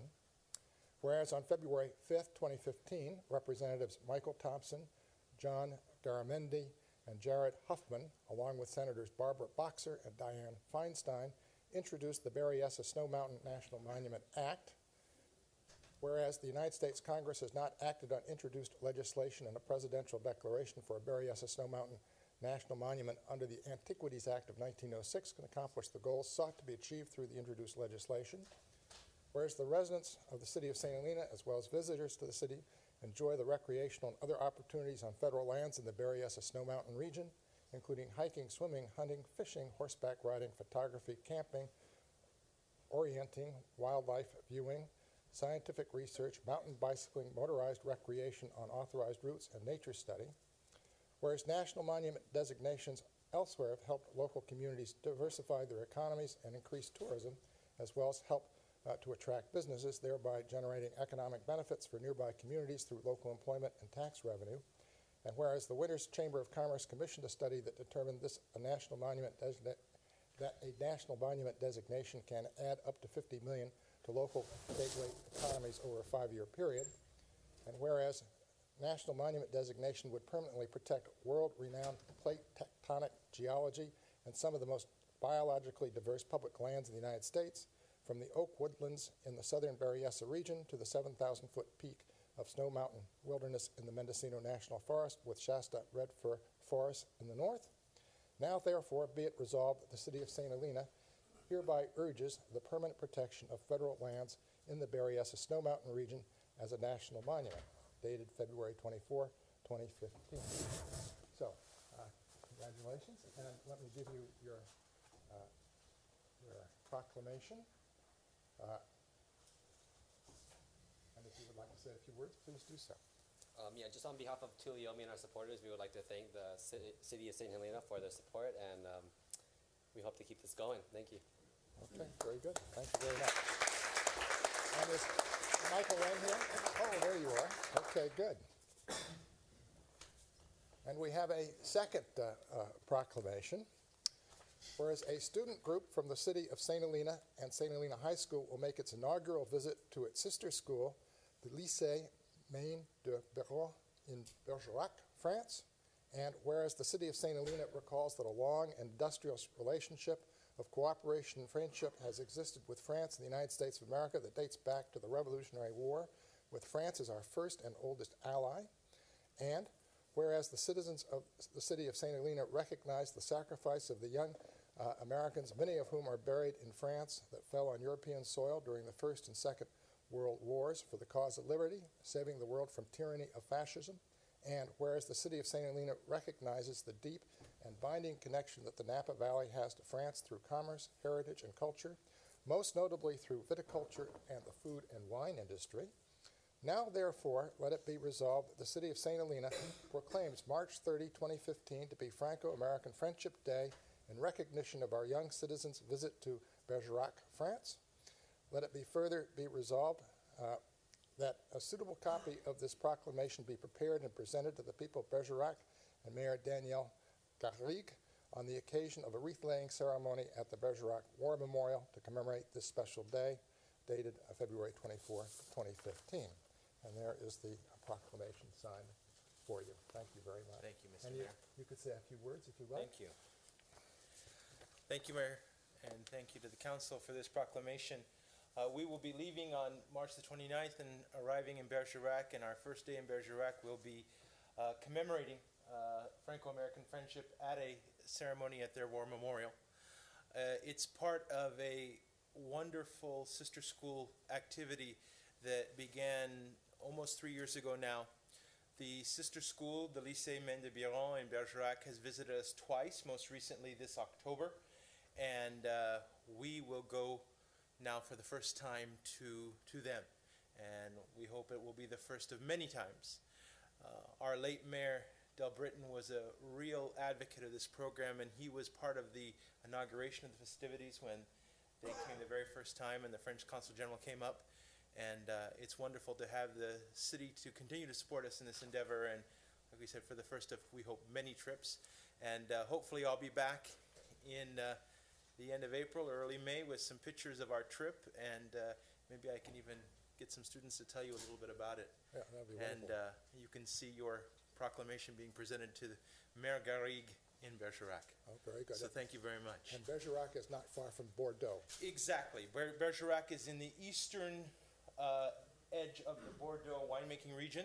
They're a winemaking town like St. Helena is, and so this high school sought another high school in the winemaking region in California, and that's why they sought us out. They came looking to us, and so we will actually have an opportunity to see some winemaking operations. We have quite a few of our St. Helena High School viticulture students on the trip with us.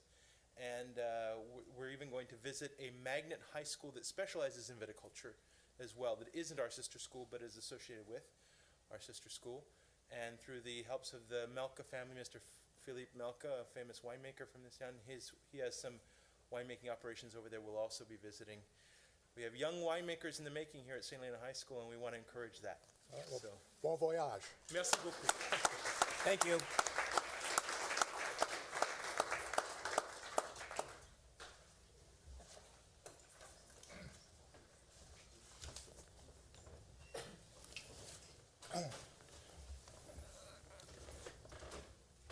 Next on our agenda is a presentation by the St. Helena Chamber of Commerce. Annual update by CEO President Pam Simpson.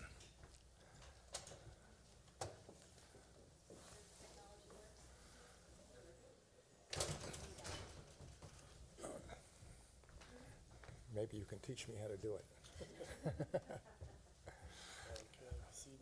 Oh.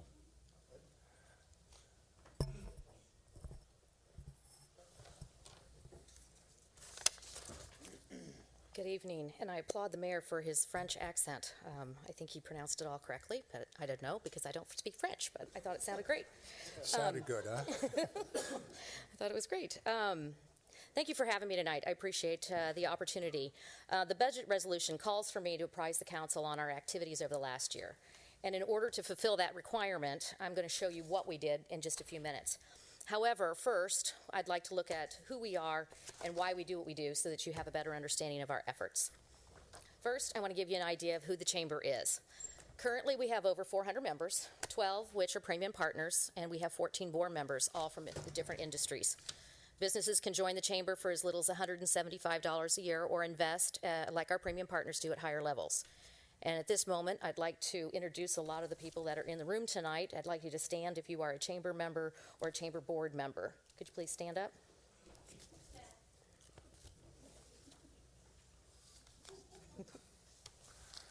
Okay.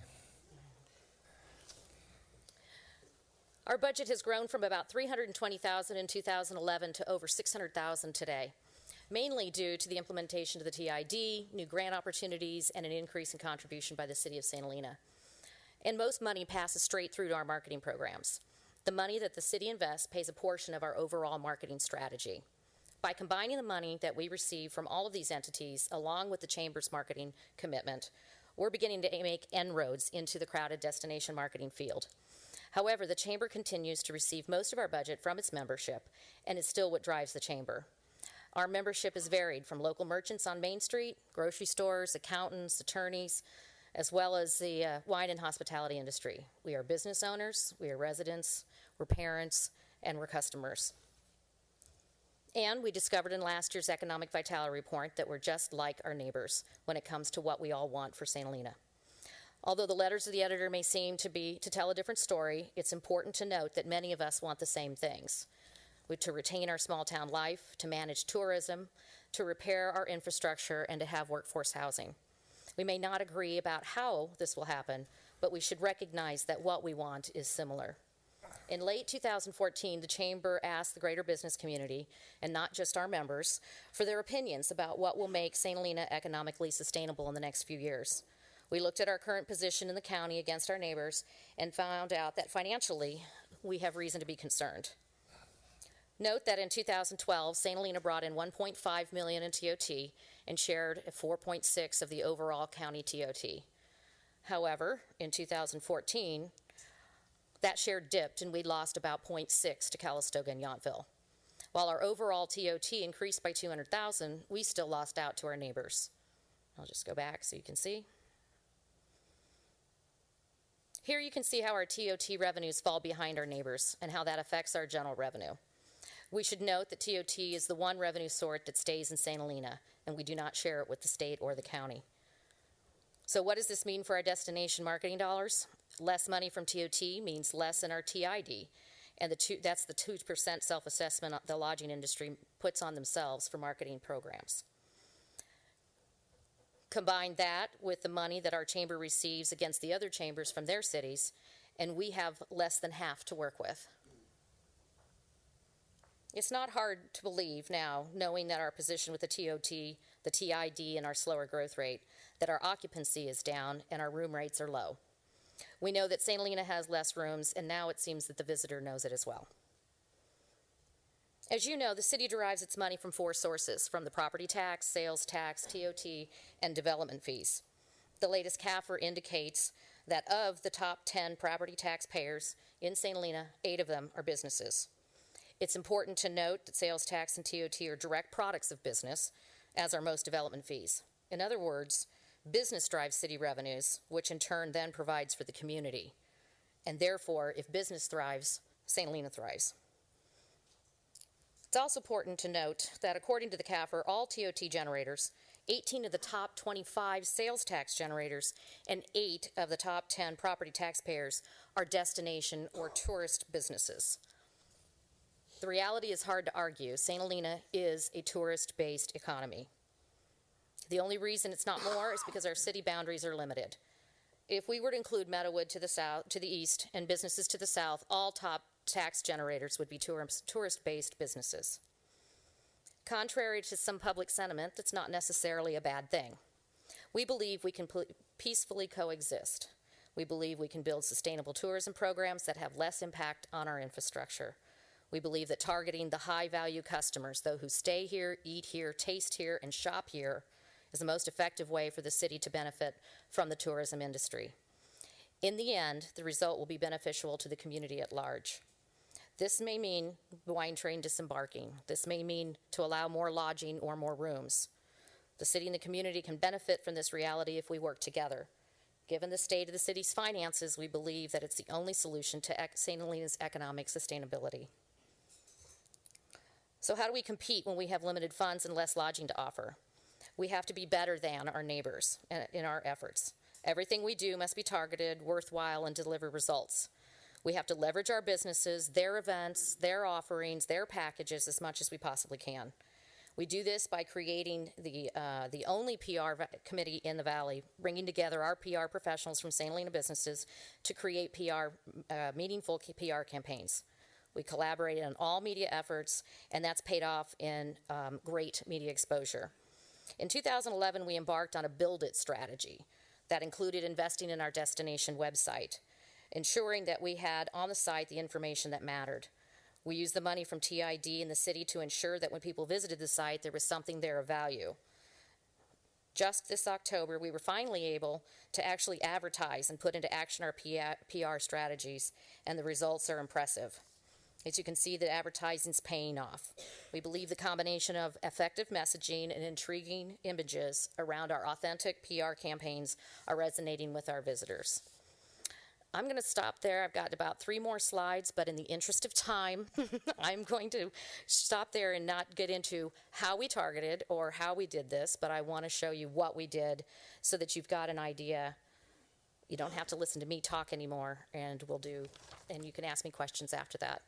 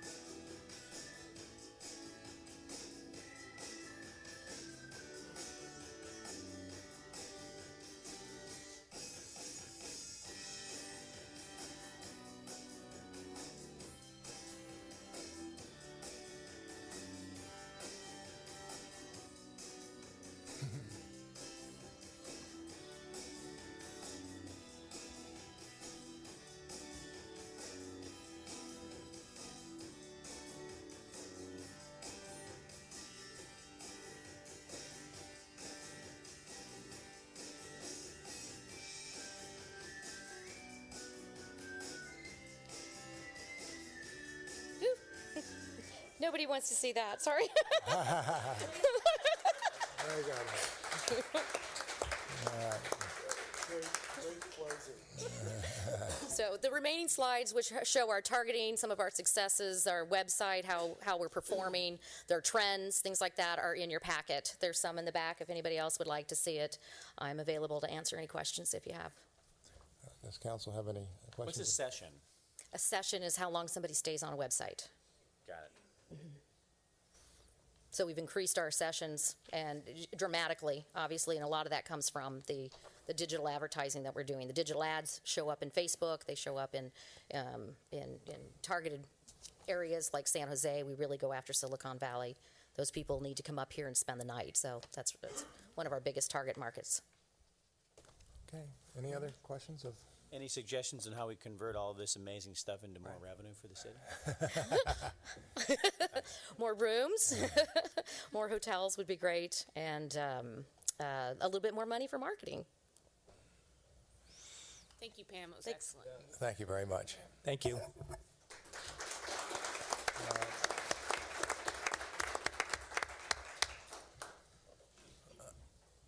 Our next item is a staff briefing. Is a staff briefing. Community Engagement Program, fiscal year 2015-2016 budget survey results from Marie Martinez Serrano. Oh, did you have a public comment with respect to the chamber presentation? There was no public comment opportunity. Well, is there? Oh, okay, very good. Thank you. Yes. Oh, and I didn't intend to speak on this since I didn't know this would be here, but I'll do my best. The problem, and all of this is wonderful. No one can deny it's wonderful. Great presentation, all good. But we need to know what the costs of the tourism are. We need to know how much of that cost for that tourism in infrastructure or any other way that needs to be quantitatively measured is transferred to the taxpayer. And when it's transferred to the taxpayer, the people get poorer, and individual private ownership of all the hotels and restaurants get richer, some of which don't even originate here. And in terms of having the plan that we want to just target wealthy people, that drives up prices in town. So while visitors can obtain all kinds of goods and services, only the best, residents have to get in the car and drive someplace else to get what they need. We must pay more for services. I think everybody in town pretty much goes out of town to find a painter or a plumber or something else because the prices are different in St. Helena. It also encourages the increase of low-wage jobs, which makes affordable housing even more of a pressing concern because all these hotels and restaurants are mostly low-wage jobs. It increases commuting. It ramps up the effects of climate change on this town. It uses the water because no visitor who is of a certain personal worth is really going to be willing to scrimp on much. It eliminates a middle class in this society. And without a middle class, you don't have stability. You don't have security for the future in terms of volatile financial markets or resources or anything else that might come and go quickly. It encourages social stratification and people that are regular people, many with advanced degrees and excellent jobs that don't have to happen to make a bundle in tourism, find themselves objects of charity. There are costs for this. And if the cost-benefit analysis, which so far has not happened on any project in this town, ever does happen, and if the cost benefits are cumulative, then, and it turned out that all is good, I would be more than happy to do that, to support it. But we don't know that, and nobody wants to go there. Thank you very much. Thank you. Any further public comment?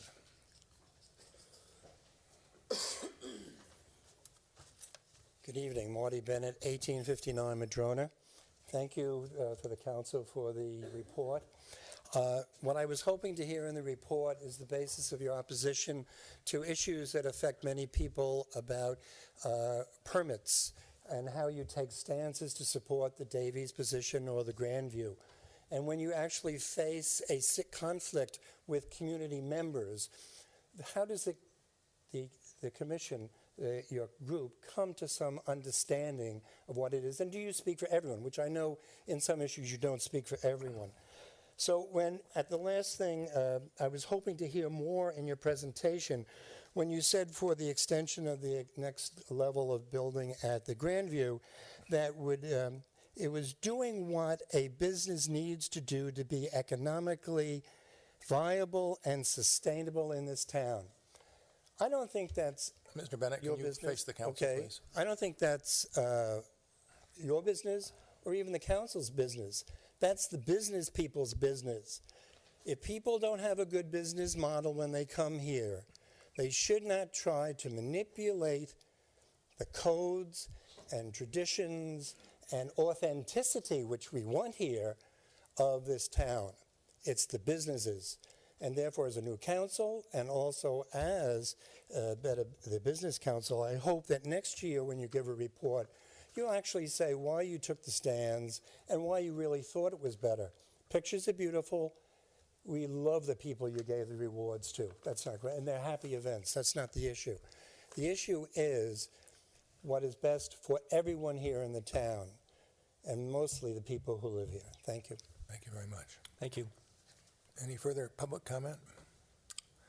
Okay. Then we'll move on to number 10, Community Engagement Program, fiscal year 2015-2016 budget survey results. And Marie Martinez Serrano, Community Engagement Coordinator, will make a presentation.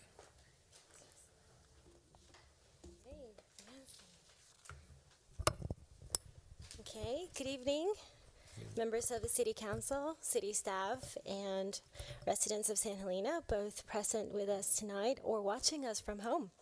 This presentation will report on the first Community Engagement Program project, which was the community survey for the budget priorities of the fiscal year 2015-2016. We are grateful that 802 community members took from their time to participate yet in another opportunity to get involved with the city planning. This survey results are an additional valuable source of information for the city staff that will be used to determine budget priorities. The high level of participation in this survey is an evidence of positive energy in our community and their enthusiasm in a common goal, which is to see St. Helena thrive. This online community survey was available from January 15th to January 30th, and was both in English and Spanish. So, for this survey, heads of departments from the city showed the top department priorities for the budget priorities for the fiscal year of 2015-2016. In the survey, we asked participants to rank those department priorities in the order of their preference. These results have been made available to the department heads and will be used as an additional information for the budget planning, and will be shortly presented in the website for everybody to see and review. In this slide, we see some of the raw results that we received from the survey. This will be made available in the website, but it will have more explanation of what the numbers mean. Some of these priorities included in the planning department, including downtown business district improvement, citywide economic vitality program, code enforcement, etc. These are the top priorities for the park maintenance. Some of them included bathroom cleaning, lawn mowing, and leaf blowing, among other two. We want to add that the police department was not included in the survey because they had a survey last year for November, during the month of November, that information would be used for their budget priorities. In the next slide, we see the top priorities for the street maintenance. And in this one, we review the top priorities for the library department. Some of these priorities include popular titles in both print and digital, early literacy, and free access to technology, among others. In this slide, we see top priorities for the recreation department. Include some of them: fitness and wellness, classes, sport leagues, and open gym, free access to open gyms. We would like to also reiterate that this information is just one of the many tools that the department will use to build their budget. But we want to take advantage too, echoing what Jennifer Phillips mentioned earlier. We want to invite you to participate in the goal setting workshop this upcoming Friday, the 27th, from 9 a.m. to 4 p.m. at the Firehouse. And as Paul Doring mentioned too, if you're not able to come in and join us for the workshop, there's other opportunities to be heard. You can call us, email us, and there's more upcoming events as well. So don't be the last to know. Go to the website, sign up for the CDE news. Stay tuned for more news of the community engagement program, and we appreciate comments and suggestions. So here is my email, Mari, M-A-R-I, @shpl.org. And also you can call me to the library at the extension number 118, and I'll return your call. So thank you very much. This information will be at the website shortly. If you have any questions, again, we are here to answer them. Thank you. Thank you very much. Thank you. Any further questions? No? Questions? I don't think. Is it? Thank you, Mari. Thank you. Thank you very much, yeah. All right, let me go to the consent calendar. And again, with respect to items on consent, not only may members of the council pull them from the consent calendar, in which case we'll hear them about, but members of the public can as well. So as I go through them, if any member of the public or council wishes to take the matter off of consent, just let me know. Item number 11. Consideration of resolution approving the use of the fire station parking lot for Earth Day activities by the St. Helena Chamber of Commerce and waive the encroachment permit fee in the amount of $200.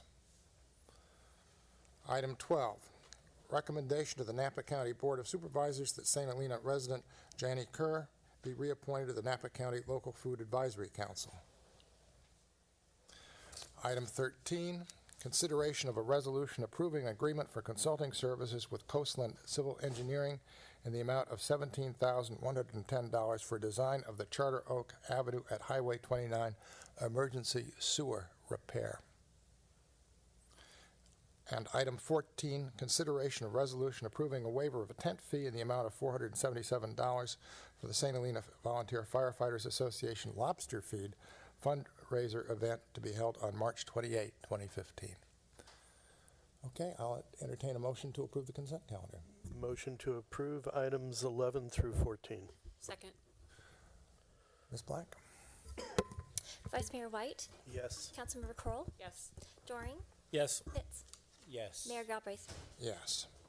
The next item on our agenda. May I just take a moment, Mr. Mayor, before you move on? I'd like to thank Jeannie Kerr for all of her contributions to the community, and good luck with that. It would be nice if you can report back to us every now and then. So thank you for your service, and congratulations.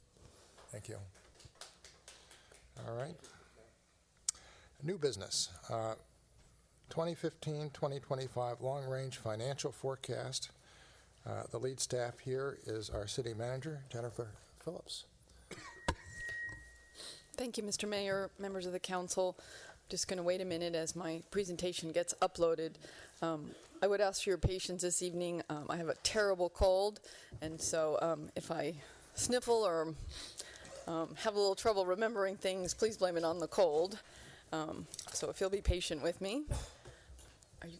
I have this one. All right, we are getting fancy. All right, so this is the city's first long-range financial forecast. It's something that I think is incredibly important for myself as the city manager of St. Helena, but also for the citizens and the council to understand the financial capability that we're able to that we have currently, and what our future holds financially. And so it was a pleasure for me to prepare this document.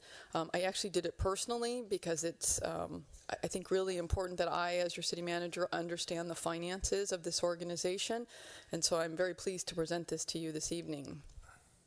What I'm going to go over is the summary of findings, an overview of the actual long-range financial forecast, historical perspective, and forecast of revenues and expenses.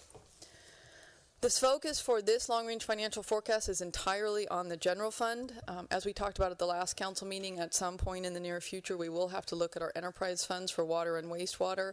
But due to the fact that the general fund funds the fundamentals of our core services outside of those two services, I focused on the general fund just for now.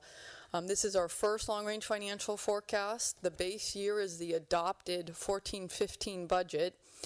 And revenue and expenses are increased by calculations only unless I made a particular note about something, and I do that a couple times in the plan, and I'll try to remember to point those out.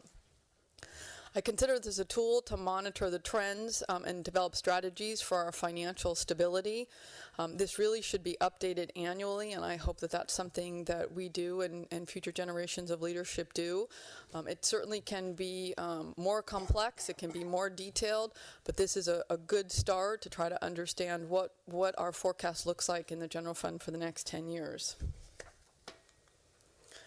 So from a historical perspective, these are our expenditures. Salaries are in dark blue. Our benefits for our employees are in the light blue. And then services and supplies, which is pretty much everything else other than capital, falls into that light green category. And you can see, interestingly enough, that our salaries have remained steady even though we've reduced our staff by 18 people. There's interesting reasons behind that. I found that really, I was expecting that line to go down and it didn't. And I have the calculations and the reasons behind it, and it was some folks were off on workers' comp, and we did some golden handshakes, and so we haven't really seen the overall reduction in salaries that I think maybe we'd hope to see. We're pretty much staying flat at this point. We are not adding staff. I think one or two critical positions over the last year or two, but there has no staff's been added. The green is where you start to see some increases again. The fiscal year 14 is because of that $1.9 million refund that we gave back to the state that we talked about when Director Mitz presented the CAFR 2 weeks ago. But when we don't have enough staff, we end up hiring consultants to backfill because the work has to get done. And so ultimately, your services and supplies end up going up because consultant contracts fall under that. And so there's a balance between the number of staff you have and really how you get that work done. So this forecast was done with two revenue scenarios. One was a baseline, and I modeled that against a modest economic recovery. And so there's 10 years of positive economic growth, which is conservative but relatively unrealistic, to be quite honest. History has shown us that every 10 years, over a 10-year period, we experience in the United States some kind of a recession. And so to show what that would look like, I did a second revenue scenario with a baseline of a minor recession, and I mean very minor. And you can already see the impacts of just ratcheting down our three major revenue sources, what that does to our overall forecast. So those are the two revenue scenarios. From an expense standpoint, I used one expense standpoint or one expense scenario, and then in the future, in a couple slides, I talk about capital asset recapitalization. But for the expenses, I grew salaries by 2.5%. That's really about 1.5% for merit increases, which are customarily given to employees that are not at the top of their range. And then a very small increase to cover CPI. These are things that are negotiated in the MOU, but it's unrealistic over a 10-year period not to include any kind of raises for the employees. So I put a very modest increase in there. For the pension costs, the first 5 years of the forecast are based on what CalPERS gives us. Actually, this coming fiscal year for 15-16, we're looking at about a 22 to 25% increase. They recalculated again how our PERS contributions are done, and our percentage was lowered against salaries, but we have to pay now a lump sum towards the unfunded liability, and that's really ratcheted us up. And that stays up. It doesn't go down. So it's not like, oh, it's up for a couple of years and then it comes down. We ratchet up and then we stay up. So that's an impact. It goes down for some odd reason in year 4 or 5. And again, these are CalPERS calculations, so I wasn't going to mess with them. But there is 1 year where we see a drop and then it goes back up.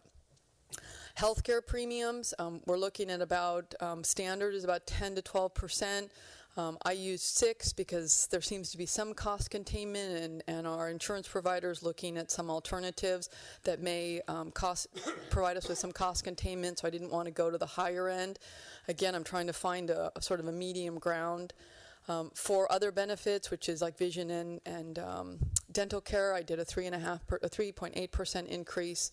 And then overall services and supplies, I did 4.5%, which is really lower than the last 2 years, but it's basically to take in CPI and maybe some other cost increases. So I tried to keep that relatively low. What you'll notice in this expense forecast is it's, again, based on the 14-15 budget. So there's no additional staff included in this forecast. There's no additional programs and services. There's no additional projects. It's who we are today with the same number of people delivering the same services and the same programs for the next 10 years, which again is relatively unrealistic, but that's the baseline that I use just so we can start this conversation. From a revenue standpoint, this is the baseline revenue scenario. So property tax and VLF, I increased by 3%, sales tax by 3%, the TOT by 4%, other taxes by 4%, licenses and permits because it requires council approval to increase those. I did not increase them. And other general revenue, I increased by 5%. So here's the first scenario using the baseline forecast and the expenses that I just went over. And what you'll see is for 15-16, which is the budget year we're starting to put together now, we already have a bit of a challenge. And the reason for that is we have to now assume a $528,000 payment to the state for the flood control project, which was formerly paid for through Measure A funds, which aren't available to us probably until 2018. So we have to assume that amount, and the increase in the PERS costs are really making it a challenge for us in the 15-16 budget. What happens in 16-17 is TOT revenue from the new hotel Los Alcobas is starting to come in. I put in $500,000 for the first year, added another $200 for the second year, and another $200 in the third year for a total of $900,000 in additional revenue. And you could see if we didn't have that revenue, the impact that it would have on our net operating revenues. Then for the second scenario, and this is a minor recession, I dropped our property taxes for a couple of years down to 2%. I dropped our sales tax, ratcheted it down, and then ratcheted it back up for the 3-year period. Dropped the TOT down, and again, this is very minor. And then 4%, the 0, and the 5%, which was similar to the other. And now you can see what happens with a minor recession. We're barely meeting expenditures with revenues. And again, I have to remind the council and the community that this is based on who we are today. And in my opinion, we are understaffed and not able to deliver the level of service and the number of services that this community is interested in having and deserves. And we're also responsible for unfunded mandates and many, many legal requirements. And it's our obligation, and it's my obligation, to ensure we have the staff, whether that's through consultants or whether that's through full-time staff, to be able to provide all those things and meet all those mandates. And so this becomes very concerning, because today's level, to me, is very concerning. To be able to carry that out over the next 10 years, to me, is not realistic. But again, it's a baseline to show you what our revenues look like over the next 10 years in a very structured environment. So this is the graph. In the red, you'll see our expenditures, and then the blue is the baseline, and the green line is the baseline with a minor recession to it. Our annual, for asset recapitalization, 2 weeks ago, the Director of Public Works presented the pavement management plan. And he talked about the fact that we need between 1.25 million and 3.5 million to start to maintain our streets. What I did was I took a look at basically our buildings, our parks, our information technology, and I used the lowest estimate that he had, which was the 1.25 million, which was not enough to maintain the current condition of our streets at a 53 or 58, I can't remember, 58. They would actually deteriorate over a 5-year period to 53 if we invested 1.25 million. So that's actually inadequate. We do not have any kind of capital asset recapitalization funds in the city. We started very minor investments in this current fiscal year, but we've set no monies aside for our buildings. We've set no money aside for our parks. We've set no money aside for our information technology, which quite frankly is becoming more and more expensive and more challenging as we're required to have the systems and the security in place to care for the information that we have in our network. And again, it comes up short for our streets at the 1.25 million. This is what we look like if we start spending that kind of money. It's clearly unaffordable. But it's a good example. There's some risks to this forecast, as there are. So these are based on assumptions, that I have today with the information that's available to me today. A volatile economy, as we've all just lived through with the Great Recession, could significantly impact this. A wild economy that goes really well could also impact this. Pension costs continue to be an unknown. Compensation increases that we'll negotiate in the years to come with our representatives for our employees. Healthcare premiums, as everyone knows, is really challenging, and oftentimes are costs we can't contain. Asset recapitalization and any major one-time expenses would have a significant impact on our general fund. We do not have the funds to cover any kind of significant one-time expense of any kind of caliber. And so those things are really risks to what I'm sort of laying out here.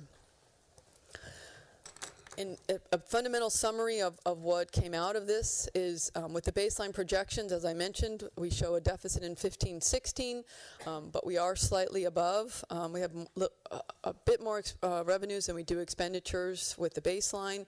In the baseline with a minor recession, we're basically breaking even. We have revenues equal expenditures.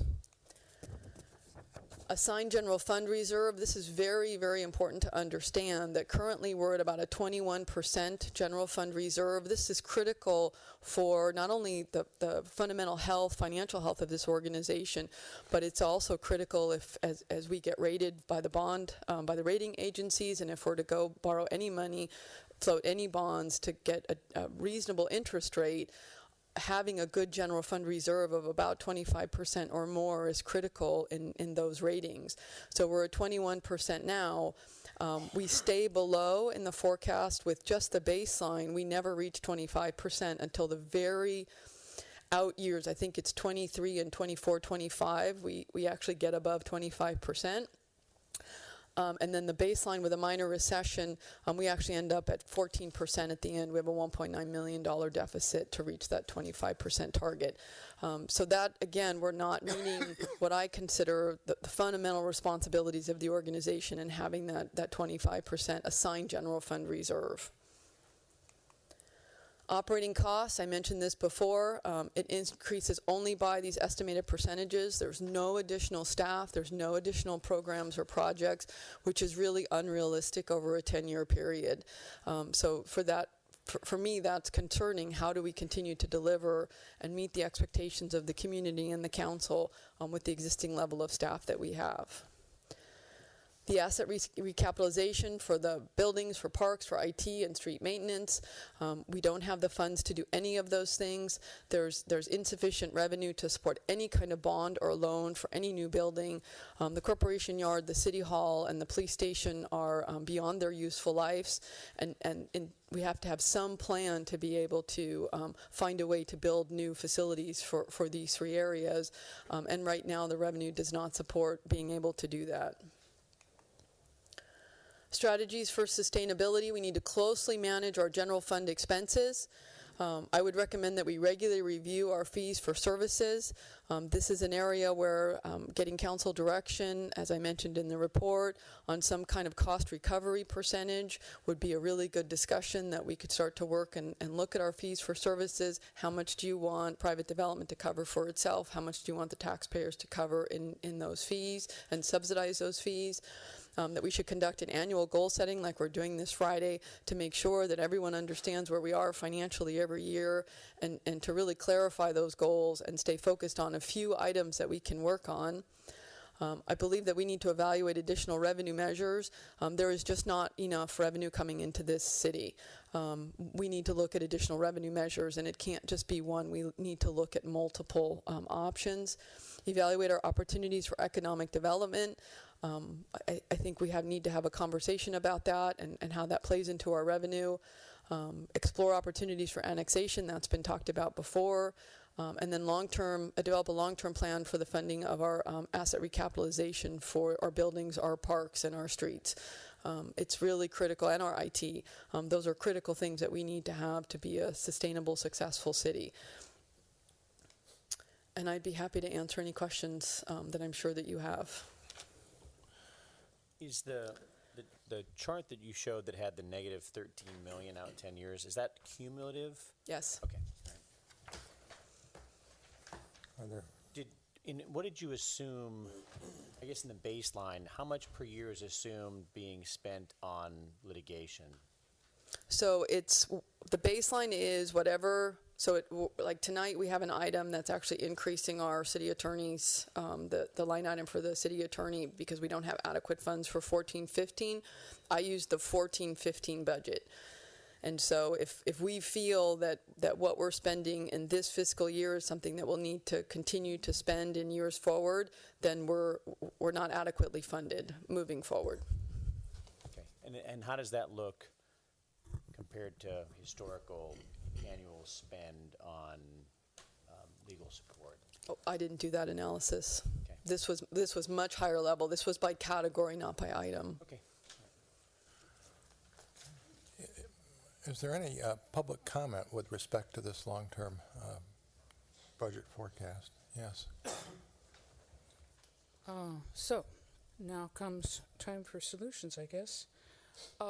Many cities have public charrettes, and the object of some of them is how to build high-wage jobs. This might be on the industry level, it might be on the individual business level, but the criteria is high-wage jobs, not low-wage jobs. One of the other things that's missing out of this is the cost of climate change. That can be quantified. That's known. It has to be added into every municipal budget, whether it's energy related or water related or whatever, but all of those natural resources are going to change, and they need to be quantified and added into budgets. The other thing that's missing is what happens when our volunteer fire department can no longer command an insurance rate unless they're paid. And finally, and this is maybe the most important, the people in this town can and will vote for revenue increases that will support the city. It's not like the resources aren't there. What's not there is the return on investment for residents. And the more of the town's resources and attention and space and quality of life goes to people from Ohio or something, the less motivation people have for investing who live here. It just is. I was living in Sausalito when the exact same thing happened. Bridgeport went its own way, Bridgeway, and the people that lived up away from the main street went their own way. It was a split. Sausalito never really recovered from that split. And that was in 68, 70. And so if the town invests in its residents, they'll get a reward. But not unless it invests in its residents. I'm perfectly willing to double my property taxes if I thought that there would be something in it for me. Thank you. Thank you very much. Thank you. Is there any further public comment? Then I'm going to close public comment. I'm sorry.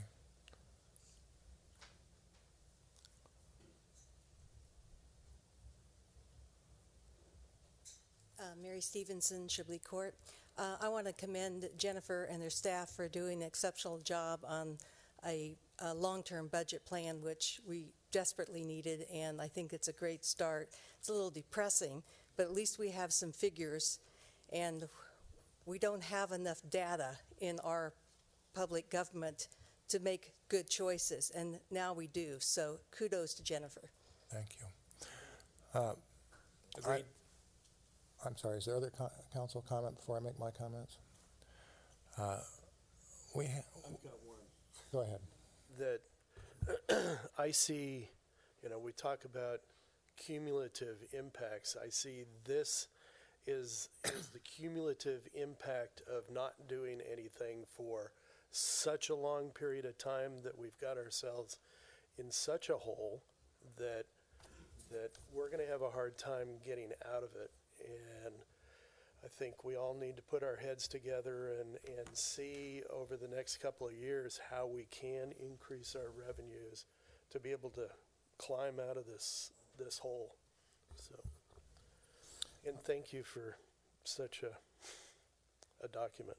And if I can clarify, when I meant I meant not a consultant, Right. so the ownership was with us, but certainly staff-assisted finance was great in pulling all the numbers and HR and things. So I just want to be clear that that wasn't an I, me, that was an I, as in the city did this, rather than hiring a consultant to do it.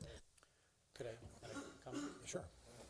I've been waiting for this type of tool for a really long time. I'm really excited to see that we've established the baseline.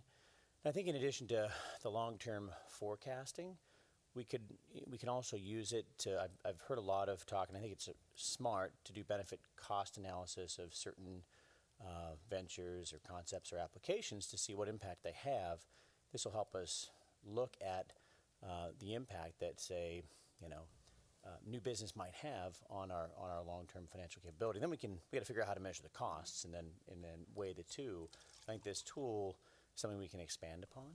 And maybe, I know it's more work, but maybe it's twice a year that we update it to see how we're doing and where things are going versus just once every year. And as we get more sophisticated, it can almost be that as things are punched into our database that tracks costs and revenue, that we can see updates almost real time. But that's, I think, a long-term goal for the long-term forecast. Right. And thank you. I have just a few comments. This is a very sobering report.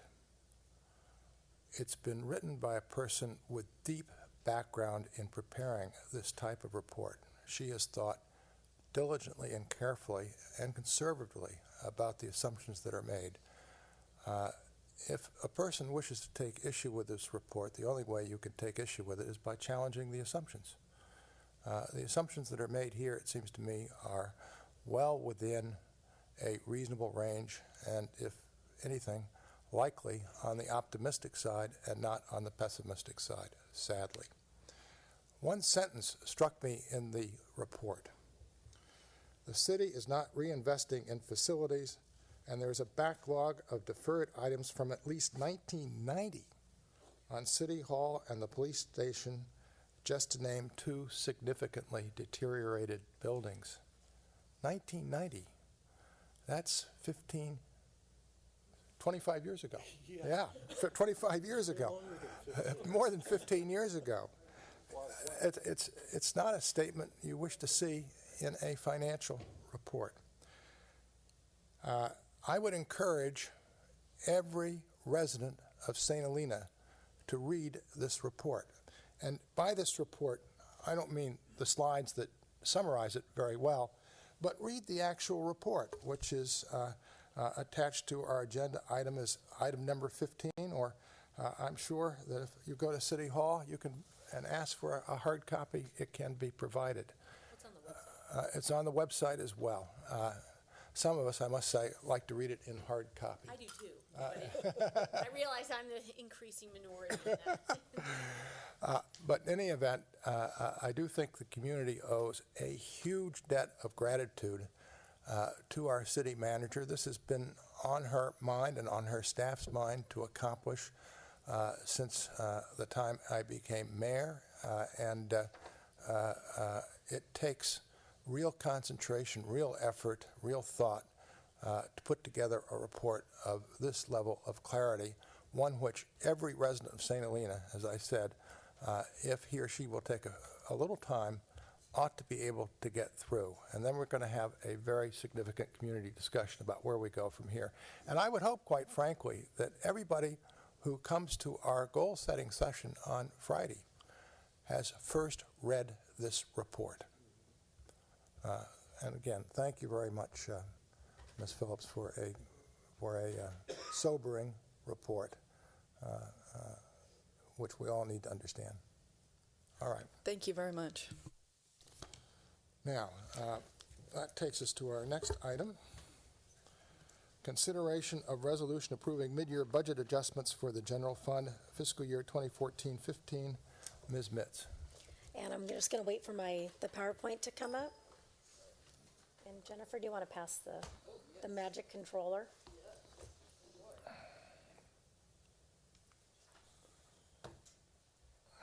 So you're getting lots of financial updates lately. So 2 weeks ago, you had what happened last year. Jennifer just gave you the forecast of what's going to happen in the future, and I'm going to give you what happened as of December 31st, 2014.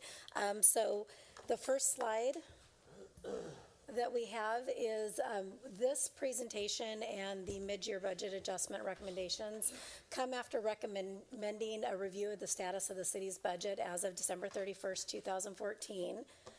The report is presented to provide an overview of revenues and expenses at mid-year as they relate to the city's general fund. The city traditionally amends its budget during the year as new and updated information is available, or at various times during the year to appropriate funds for expenses that were not anticipated at the time the budget was adopted. The intent of this report is to highlight the conclusions of the budget analysis while focusing on the funds over which the City Council has discretion. And what we did is we did it at the higher level, so it's not the detailed of exactly where the expenses, which line item brought the expenses over. So we're really breaking down the revenues as a bulk and then the expenses as a bulk by department. So here are the budget adjustments that we're recommending for the revenues. For property taxes, we do have estimates that exceed the original projections by $224,000 and some change, and that is what we have received from the County of Napa. License and permits, our estimates are decreased by $51,500, and this is due to a lack of proper policies and procedures put into place to collect revenues forecasted. When they did the 2014-15 budget, unfortunately myself and Jennifer were not here during the budget adoption, but what they did is they were expecting to have additional license and permit fees collected, but then the infrastructure and the processes were not put into place to be able to collect the funds. Fines and forfeits, the estimates are decreased by $13,270, and this was due to mid-year budget collection being lower than anticipated. The intergovernmental estimates exceed original projections by $27,000 and some change, and this was due to a reimbursement for fire services for the Butts fire. So when our crews go out to the fire lines, and they're called out from Napa County or different areas, we get reimbursement for that. Interest and rents, the estimates are decreased by $20,000, and this is due to the removal of the Nextel cell tower. Charges for services, estimates are decreased by $108,000. Two main reasons for this. The first is that short-term rental permits were accounted for in the 14-15 budget. And what happened was they were accounted for, as far as we can tell, in two different accounts. So when they were doing the budget forecasting, it was put as two separate line items and wasn't removed from one line item. Planning fees, planning application and permit fees, and engineering fees are lower than anticipated at mid-year. This is, it's a graph of what I just kind of gave you a synopsis of. You'll see that sales tax, TOT, and other taxes, they are also line items in here, but we are not making any adjustments to the projected revenues.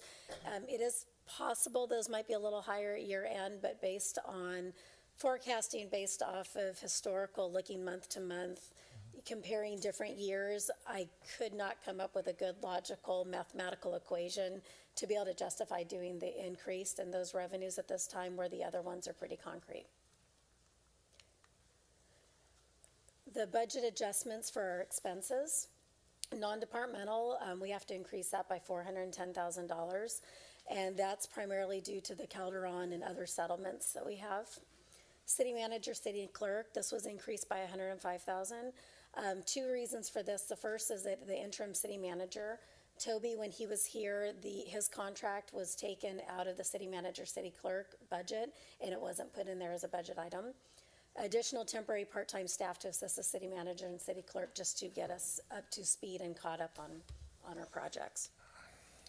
City attorney, this was increased by $175,000, and this is due to an increased attorney involvement in city business and litigation. Planning and building increased by $80,000, and this is to account for contract services for that department. Capital transfers, we're requesting that this is decreased by $920,000. It's the recommendation of staff that the $920,000 for capital transfers, which is the street improvements, is unencumbered to offset an increase in expenses, and then also the lower than expected beginning balance of unassigned general fund, and that was due to the $1.9 million reimbursement. And this is the same type of chart. It's just a brief recap. So you'll see again on the right-hand side where it has the variance. If there's nothing in there, it's just after looking at the expenses by department, it looks like they're pretty much on track. So just the variances that I talked about are noted. The overall fiscal impact. So the total revenue adjustment is an increase of $58,573. And then the total expense adjustments is $770,000. And then also just a recap of the unencumbering $920,000 for capital transfers. And that is it. Any questions? Can you explain what it means to unencumber a capital transfer? What I'm getting out of it, but I may be totally wrong here, is that last year's budget had a capital item for street improvements. That the street improvements were not in fact made last year, therefore the monies were not used, and therefore those monies are coming back into the general fund. No? No, what it is when the 14-15 budget was adopted, we had our revenues, expenses, and then you have the total unassigned revenue at the bottom, and there was excess, and so what they did is they accounted for part of that excess as about $1 million going out to capital transfers. $920,000 was for street improvements. And we have not spent that money yet. Okay. And so since the beginning balance was decreased after we got our audited financials, what we're doing is we're requesting that money be unencumbered. So instead of it being set aside for streets, since we don't actually have the funds in there to actually be able to put it back in the general fund revenues or general fund stream. All right. Does that explain it, Jennifer? I thought I was close, but maybe not close enough. So with the revenue adjustment, that $58,000, is that down or up? That is up. So those revenues With the revenues, the increases and the decreases, primarily the increase in the property taxes and the decreases in the other revenues, your overall net is a positive 58,000. We've got expenditures that are up 770. Yes. Net, we need $710,000. Yep. Now, are you saying this 920 Will not cover being used on streets can be used to cover that, and we've got 200,000 of cushion left over to go into our reserves, or Right. what happens with the extra 200 by unencumbering that 920? I guess is my question. It stays in your unassigned general fund reserve then. Okay. You could apply it towards your assigned general fund reserve to try to bring that amount up a little bit closer to the 25%, because you're not at that 25% informal goal and best practices that we're trying to get to. But it would potentially, if the council chose, that would be available for the 15-16 budget. And if we're not able to find the proper cuts and revenues come out like my forecast, we may need it for the 15-16 budget. And can you explain the lack of proper policies and procedures to collect license and permit fees? What was... They put the money in the budget assuming that we are going to be collecting the fees, but there weren't any processes put in place to verify or to make sure that we collected the fees. That's What kind of fees? Did we collect them? So certain services, they made assumptions at certain services. So I don't know specifically. I don't know if we know. You might. But if we don't charge, so if it's re-reviewing some plans, or it's doing certain things, if we don't have that procedure in place, then the staff person doesn't know to charge for that, and that service is provided for free, and we don't collect the revenue to offset the work that's being provided. Got it. And so those we didn't know. So those decisions were made prior to our arrival. No one knew that was anticipated revenue that needed to have some kind of system behind it. And so we've gone now, all the way into February, and we haven't been charging some of those things. Certain services. Got it. Thank you. Mr. Mayor, may I just ask one question? Or a few, but one for now. I'm having a difficulty understanding the difference between an assigned reserve and an unassigned reserve. Can you describe both of those? So what we want to do is, for the general fund, you want to have an assigned general fund reserve, which is your rainy day fund, basically. And that's really set aside. So the general fund is still one big account, but it's you're taking a certain amount of money and you're saying this money's set aside for economic uncertainties, for emergencies, and that's your assigned. And council's saying when you adopt the budget, you adopted a $1.9 million, almost $2 million assigned general fund reserve, and you're saying we want to leave that there and we're not going to touch it unless council direction we tap into that emergency fund. Above and beyond that is your unassigned general fund reserve, and so then money's available. We started the 14-15 budget. You were told you had $2.2 million in your unassigned general fund reserve. We shared with you 2 weeks ago, no, in fact, that was only $1 million. And so we don't have that extra capacity anymore. So that's really the difference. Thank you. So you could have an assigned general fund reserve of 30% or 50%. That's a council policy. Best practices is really now a minimum of 25%. The rating agencies, Standard & Poor's and Moody's, is really looking for that 25%, especially for a small city, because that's basically 3 months of operating revenue, which in the event of some crisis or emergency is not very much. So that's really a minimum that we'd like to have in our assigned general fund reserve. The unassigned general fund reserve is what council the unassigned general fund reserve is what the council on a discretionary basis decides to spend money on. For example,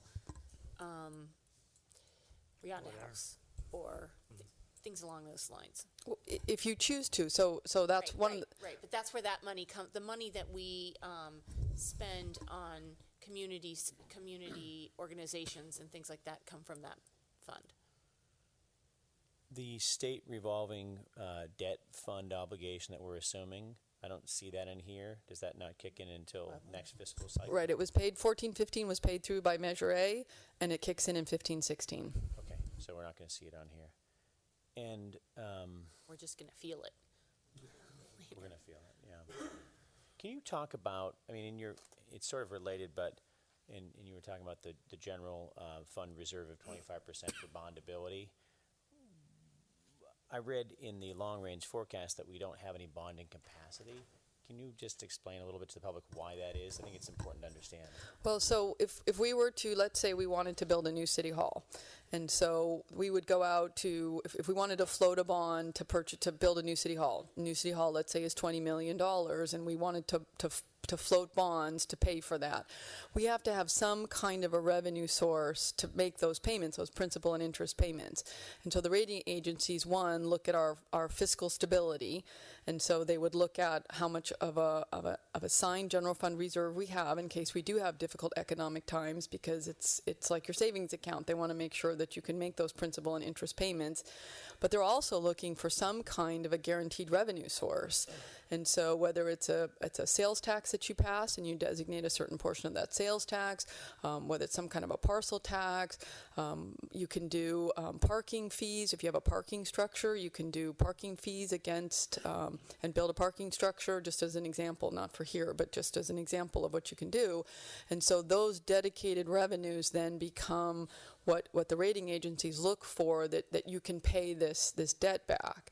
And so if we don't have a 25% reserve, and there's no capacity today, I mean, to make suddenly a principal and interest payment of $500,000, look what happened just with the state revolving fund. We would literally have to cut monies out of our general fund, and the city would have to designate basically an annual payment, principal and interest. You could do it out of your ongoing general fund revenues, but we can't afford that. And so we need to look for additional sources of revenue that we can then designate to do certain projects, whether it's an affordable housing project, whether it's a community center, whether it's a city hall. We need to look for those specific revenue sources and then designate those against a loan or some sort of bond that we would issue. And that's because our revenue equals our expenditures. That's correct? right. More or less. Yep. It's local government finance is a lot like your personal finance. You're not going to get the car loan if you can barely make your house payment, and you're just when you fill out those loan payments, there's no capacity to bring on a car payment. You're not going to get the loan, and we face those same criteria. And to dispel a myth, I heard a comment about, and I would gladly raise my property taxes if I could to help rectify the situation, but I don't think we can vote to do that. That's a county-wide decision, correct? Actually, property tax is governed by Proposition 13, and so we can't raise property taxes, and we only get 10 cents for every dollar that you pay in property taxes. So first of all, that's one myth. We don't get the whole kit and caboodle. We get 10 cents per dollar that you pay in property tax. To add a property transfer tax, we would have to become a charter city to do that, and that takes a vote of the people, a majority vote of the people, and a majority vote of the people to then impose the property transfer tax. But we cannot increase property tax. That's not within our authority. Thank you. All right, any further discussion of this item? Then I believe staff wants a motion with respect to number 16. Move to approve Accept. the adjustments to the budget. Accept or approve? What is the? It's approving mid-year Accept and budget. approve. Accept and approve. I second it. Ms. Black? I second it. Councilmember Pitts, Yes. Kroll, Yes. Doring, Yes. White, Yes. Mayor Galbraith. Yes. The next item is discussion for future Recreation Department oversight of the Harvest Festival and 4th of July fireworks. And Heidi Arias.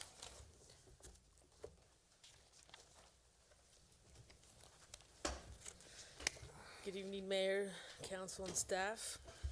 Tonight I want to start the conversation about these two special events. For decades, the Harvest Festival and the 4th of July fireworks have been the most popular and well-attended events in our community.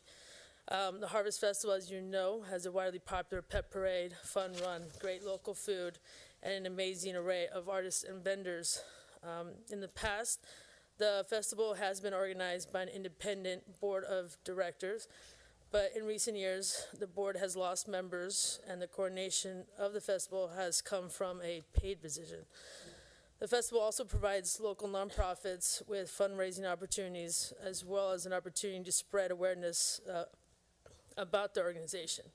And because this is a local event highlighting local merchants and nonprofits, the Harvest Festival has become one of the most beloved events in St. Helena. Fireworks is another popular community event. For 18 years, the fireworks show has been provided by 3 local wineries, families, the Martini Winery, Chincaro and Sutter Home, and the Prager Port Works. And so for these 18 years, the fireworks have been produced at no cost to the city or the citizens of St. Helena. Their last show was 2013, which is why the St. Helena Chamber spearheaded the citizens group to continue the tradition for 2014. And in short amount of time, the group did raise $50,000 to fund the show, which was produced by the Zambelli Fireworks Company. The group also coordinated logistics with the City Fire Department, Public Works, and the neighbors to ensure that the show was done professionally. And I believe it was a pretty nice show. So now we want to talk about the future of these events. Last November, I was approached by Pam Simpson from the Chamber to discuss the future. We discussed how the rec department could enhance both events by providing the coordination and organization, becoming the resource for vendors and volunteers, and basically to really fine-tune the nuts and bolts of each event. The Chamber also came to the Parks and Rec Commission to present in November of last year, and the commission, really felt that the events are within the preview of the Recreation Department, and they also were very interested and willing to be part of a subcommittee that would assist staff in each event, which was really nice. So I'm sure you're thinking of how much is this going to cost. The Harvest Festival, it's not required a financial contribution, but it does require city staff and the use of city resources. So, and then the fireworks, there is a cost of $45,000. There is a beginning balance of $5,000, which is from last year's fund. There is a remaining $40,000 that would need to be fundraised. The Chamber has agreed to assist in this endeavor of fundraising. But they also feel, and Pam Simpson can speak, how they strongly feel that the city should match the donation at least up to $15,000. On my last note, and then we can start the discussion, I'm sure you're also going to ask if we have the capacity in our department to run these 2 big events. And to answer honestly, it would be a stretch. But as a director, I am committed to making room for these 2 events because I do believe they are the heart and soul of this community, and we're very excited about it. So it's open up, and Pam's here also to answer questions. Well, thank you very much. Are there any initial questions of Ms. Arias? Well, I have comments, not questions so much. I have a couple questions. Are you contemplating, I know that in the past, the Harvest Festival, there's been some volunteerism. Can you, while you're short-staffed, can you coordinate volunteers that help with the efficiency and less load on your department? Yeah, we're pretty good. As you know, we have about 60 volunteers in all of my sports programs. Together we can do another thing, and that's something that the commission, we talked about, that they would help in that endeavor as well, and getting the volunteers. And with the Harvest Festival board being dissolved, yes, my understanding is there's some community fund that was related to the Harvest Festival? Not this board. No? No, that has nothing to do. Prior board. And prior board. This board is made up of how many members? The current one? Yes. 3. So I think it's Grace Kitchener, Pam Simpson, and Suzanne. Right. All right. It's a very small board now. I think it always has made sense to me that the city run the Harvest Festival, and really, actually, as everybody knows, the city really did run the Harvest Festival. One of its employees did, and they were able to amass $250,000 over the years for their own board. But anyway, I think everybody should realize what an amazing job Heidi does. Heidi and one assistant, and she runs the bocce program. She runs summer camps for the kids, sports programs for kids and adults year round, an entire teen center every single day after school. I mean, what she does with 2 employees is mind-blowing. unbelievable. I mean, really, and it's not. It's really. I mean, and it's not 9 to 5. I mean, those basketball. Heidi is there at 8 o'clock at night because they have to practice after the high school and the RLS are finished with their practices at 8 o'clock at night, gathering up all the basketballs. I mean, it really is amazing, and I am a little nervous at you taking it on, but I know that you will be able to do it. And fortunately, I think that the Park and Rec committee now seems like a really great group of people that Yes, are the willing to commission, throw their energy into the. Yeah, they agreed to each, at least 2 would sit on a subcommittee that would definitely help with marketing, with gathering volunteers, and also day of event, which is huge. Oh, and Heidi's also the JV high school basketball coach for the girls in her spare time. All right, that's it. Just really, thank you, Heidi. If you think you can appreciate do it. it, I think it's a great idea. I have a good team of Amalia and Garrett, and a good commission, and I think with Pam's help, together, it's definitely a collaborative job to do together. I think we can do it. All right. Is there further public comment? No, so we really just need direction from the council, and see what you guys like to going forward. The Harvest Festival is coming up before you know it, and so right now would be a crucial time to get together right away and start getting those registration forms out to all the vendors that they're already looking to. I get calls every day. Okay, good. Well, thank you very much. Sure. Matthew Heil, 1023 Valley View Street, speaking as a citizen, not in any capacity as planning commissioner. I would just like to thank Pam for saving the fireworks almost single-handedly, and the Harvest Festival. And the Harvest Festival, right. And I also wanted to just not let an opportunity drop, and that is the fundraising opportunity, because we had so much success with that GoFundMe campaign, and it was really, I think, something that was grassroots. So many members of our city stepped up and gave anything from $5 to $5,000 on the high end, and it was really awesome to see the momentum build. I mean, I fundraise for a living, and quite honestly, it was one of the most exciting fundraising bursts that I've ever been a part of. So rather than the city feeling like they have to foot the bill, maybe they put up a match or matching funds with $15,000 or whatever, I'd hate to see that die off too. So I would encourage the commission or the subcommittee, the 2 members that do the fireworks, to not reinvent the wheel. I mean, I think that the model is already there between the merchants that have businesses that are in proximity to the fireworks show, assuming it stays in the same place. And I really think it makes sense for the logistics to be managed year after year by the standing commission, but that fundraising effort can be a collaborative effort with a number of St. Helena citizens volunteering. I mean, I'm still amazed at the response that we got from people of all walks. You know, you didn't have to be a millionaire to throw $5 in the firework campaign. So $45,000 is easily raisable, I think, every year for this city, and it was a great show at that cost, and it was closer to town. And you know, I think the silver lining in all of this is necessity is a mother of invention.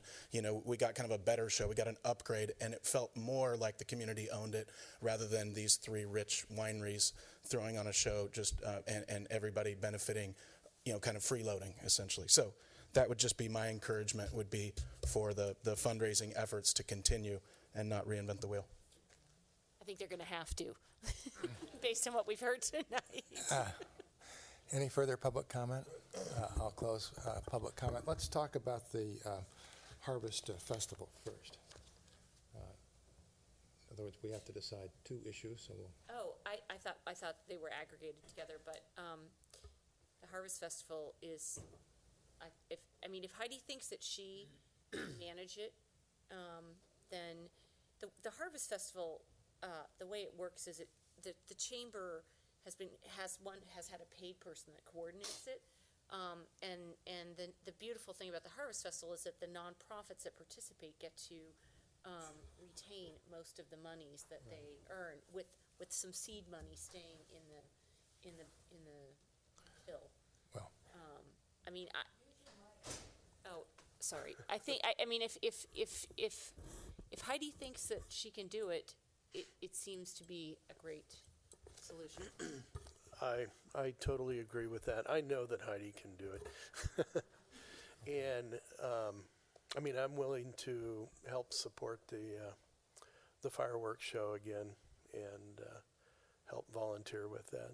So I really think that we should take this on, the Parks and Rec, and give it a whirl. And, I mean, if we aren't successful, which I think it's 99% for sure we're going to be successful, then we can take a look at it again next year. But agree on both accounts. Paul? Yeah, I think the Harvest Festival is a great endeavor and that we should support it. All right. I have reservations about the other one, but the Harvest Festival, yes, I can support it. So I think it's clear that council direction is to allow staff to support the Harvest Festival. If I could just add too, one of the partnerships that I've been really working on, Mary Lou and I together, the superintendent, Dr. Wilson, I broached her, Heidi and I met with her this last week, and so we talked about, was there some opportunity on the 4th of July festival to collaborate somehow with the school district. They've never really been approached. They haven't really been talked to about location or parking or festivities or anything. And so I just wanted you to know that Dr. Wilson was very open to that. No promises, just really wanted to be part of the conversation. And so, again, really fostering that relationship with our school district. I just wanted you to know that. All right, well, let's take up the fireworks. I think the issue for all of us is the matching contribution of whatever it is, but $15,000 is what's requested. Right. I don't necessarily think we can commit to that now, So, given what we've heard tonight, but but maybe what we can do, I mean, last year, I think the fundraising started fairly close to the event. If the fundraising effort started sooner, we could check in a month and a half or 2 months out from the event and see where we stand. instead of committing to it right now. I mean, I'm pretty confident that we can raise this money again. Privately. yeah, Privately. we'll just put Matthew on it. Yeah. And I agree with that. And let me say that this is a very difficult issue. I truly enjoyed that fireworks show last year with a grandchild, and it's a very difficult issue for me. But fireworks are not a core city service. That's the problem that I'm having, and it seems to me that the community in the past has moved forward wonderfully with this show, but if it's going to continue, it should be a community effort without municipal contribution. And I might feel differently if our revenues were well in excess of our expenses, but we heard tonight that sadly is not so. So you're opposed to municipal contribution in the sense of staff time as well? No, not staff time. Whatever the staff can do, I just don't see a monetary contribution as being sufficiently related to a core city service at this point. Mm-hmm. That's my problem. But I would like to stress that where staff can instill volunteerism for both of these efforts, I think this is where our community can really step up to help with our budget so that we don't need to reallocate other staff time a week or two before for the final push. And so... The comment I have is along the lines of what the mayor has said. For me, it's more of a process issue with respect to the fireworks. I fully support the fireworks. My kids have been there every year since I can remember. But for me, just the discussion itself is, in my view, the worst of government. Because what we're doing is selecting one group out of many, not knowing what the budget implications are. And if we're going to do that, we have to have everybody come who wants some money from the city. Because it would be unfair if someone came 2 weeks from now and said, well, we ran out of money. We really need to look at what the mission of the city is and then see, does this fit within the mission? Because there's going to be other organizations that we're not even thinking about right now in this discussion that are going to be asking for money and have every year, including the Rionda House, and that would be a tough decision, and others.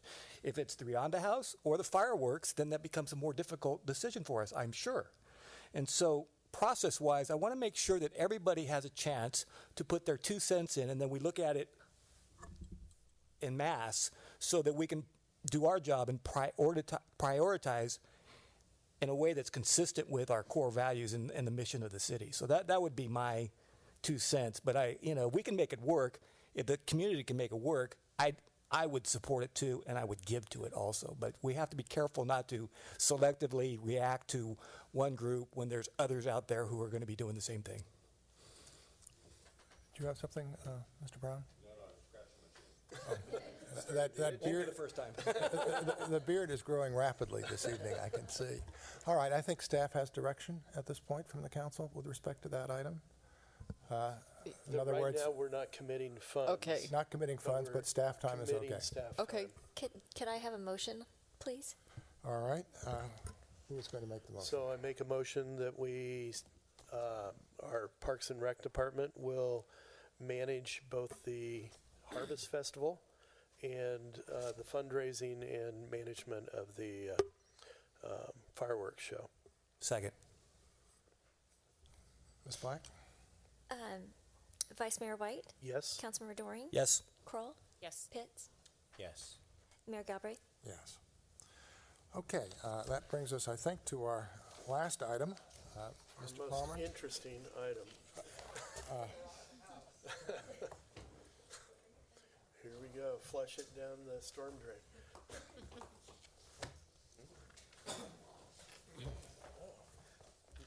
Thanks.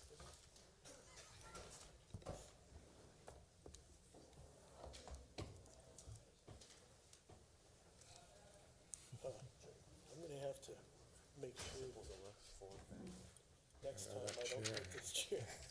Well, there's an extra one, Peter. Can I? I only have one. I'm going to stand. Is that okay? I'm going to stand once again. So this item tonight is to introduce the waive the first reading and read by title only, an ordinance to amend the chapter 13.32 Stormwater Runoff Pollution Control of the St. Helena Municipal Code. I got a quick PowerPoint just to go over. First, just by way of introduction and some background, the city does have a permit issued by the State Water Resources Control Board that is necessary to operate and maintain a storm drain system. Without that permit, we are unable to discharge legally waters to creeks and rivers. As part of the alphabet soup of stormwater management, this permit is called the National Pollution Discharge Elimination System, or NPDES permit, for Municipal Separate Storm Sewer System, MS4. It's periodically renewed, and the goal is obviously to protect the water quality. The current permit term started July 1st, 2013, and expires 2018. There's the order number. There are phased permit requirements, so it doesn't kick in all at once. We didn't start day one, July 1, 2013, having to implement all the requirements of the permit. It kind of rolls in year by year. There's an implementation schedule. So we're still working on the year 2 requirements by adopting this ordinance. As I put there a little bullet, there is no dedicated funding for this. There's no stormwater fee that we collect from residents or anything like that. There's a small fee, it's a county-wide, that goes to the regional programs that we get some benefit from, but there's nothing dedicated to the city of St. Helena. So historically, the city has paid for this requirements of meeting these permits through the general fund. And we do that partially through the Napa County Stormwater Pollution Prevention Program, another alphabet soup, NCSPPP. Next year's contribution to this group is projected to be around $30,000. And this is kind of a common method for meeting these permit requirements. Agencies within the same kind of jurisdiction or regional area will group together in a collaborative way to enjoy the benefits of economies of scale and to provide some consistency in the region. So the current permit requirement we're trying to meet with this ordinance update, it specifically tells us that we have to update our ordinances to meet these new permit requirements. It was, like I said, it was a regional effort with NCSPPP in the lead, and they hired Larry Walker and Associates consultants to review all the agency's ordinances and recommend changes to bring us in compliance with the new permit. Next couple slides outline the key changes in the permit or in the ordinance. It's adding additional language regarding protection of enhancement of storm drains, water courses, fish, wildlife habitat. Add some new definitions from the new permit. They changed some terms, added some new terms, and it describes requirements to prevent incidental irrigation runoff. So this is overspray from sprinklers and things like that. More changes, updated language regarding construction phase BMPs. A new requirement requires an erosion and sediment control plan for any project that requires a grading permit, and updates enforcement authority to include administrative actions.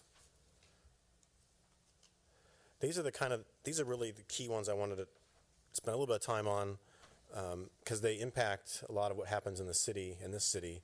Specifically, single-family home projects now are going to require a stormwater control plan. So this is anything that's a remodel or a demo and reconstruction, with the caveat that they must be creating or replacing 2,500 square feet. So anything under 2,500 square feet won't trigger this requirement.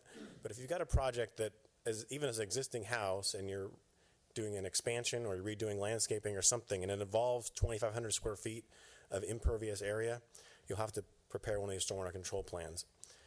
They do not include any, they call it source control type measures. So these are, wouldn't have to build anything differently, but you'd have to include in your project some site design measures, pervious pavements, minimizing the area that you're going to grade, dispersing runoff. And by that I mean like disconnecting the roof drains. So when your roof drains come down downspouts, they want to disconnect those so they don't go straight into an underground system. You want to let them run over grassy areas and landscape areas first before they concentrate and run to the storm drain system.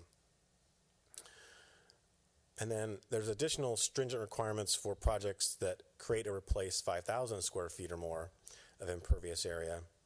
And those projects will require these control measures I just talked about: bioretention, infiltration, source control of pollutants. So you'd have to actually identify in the stormwater control plan what the potential pollutants could be, and identify specific measures that would reduce those pollutants. And then provide ongoing maintenance. So there has to be some mechanism to catch the owner to make sure they continue to maintain that.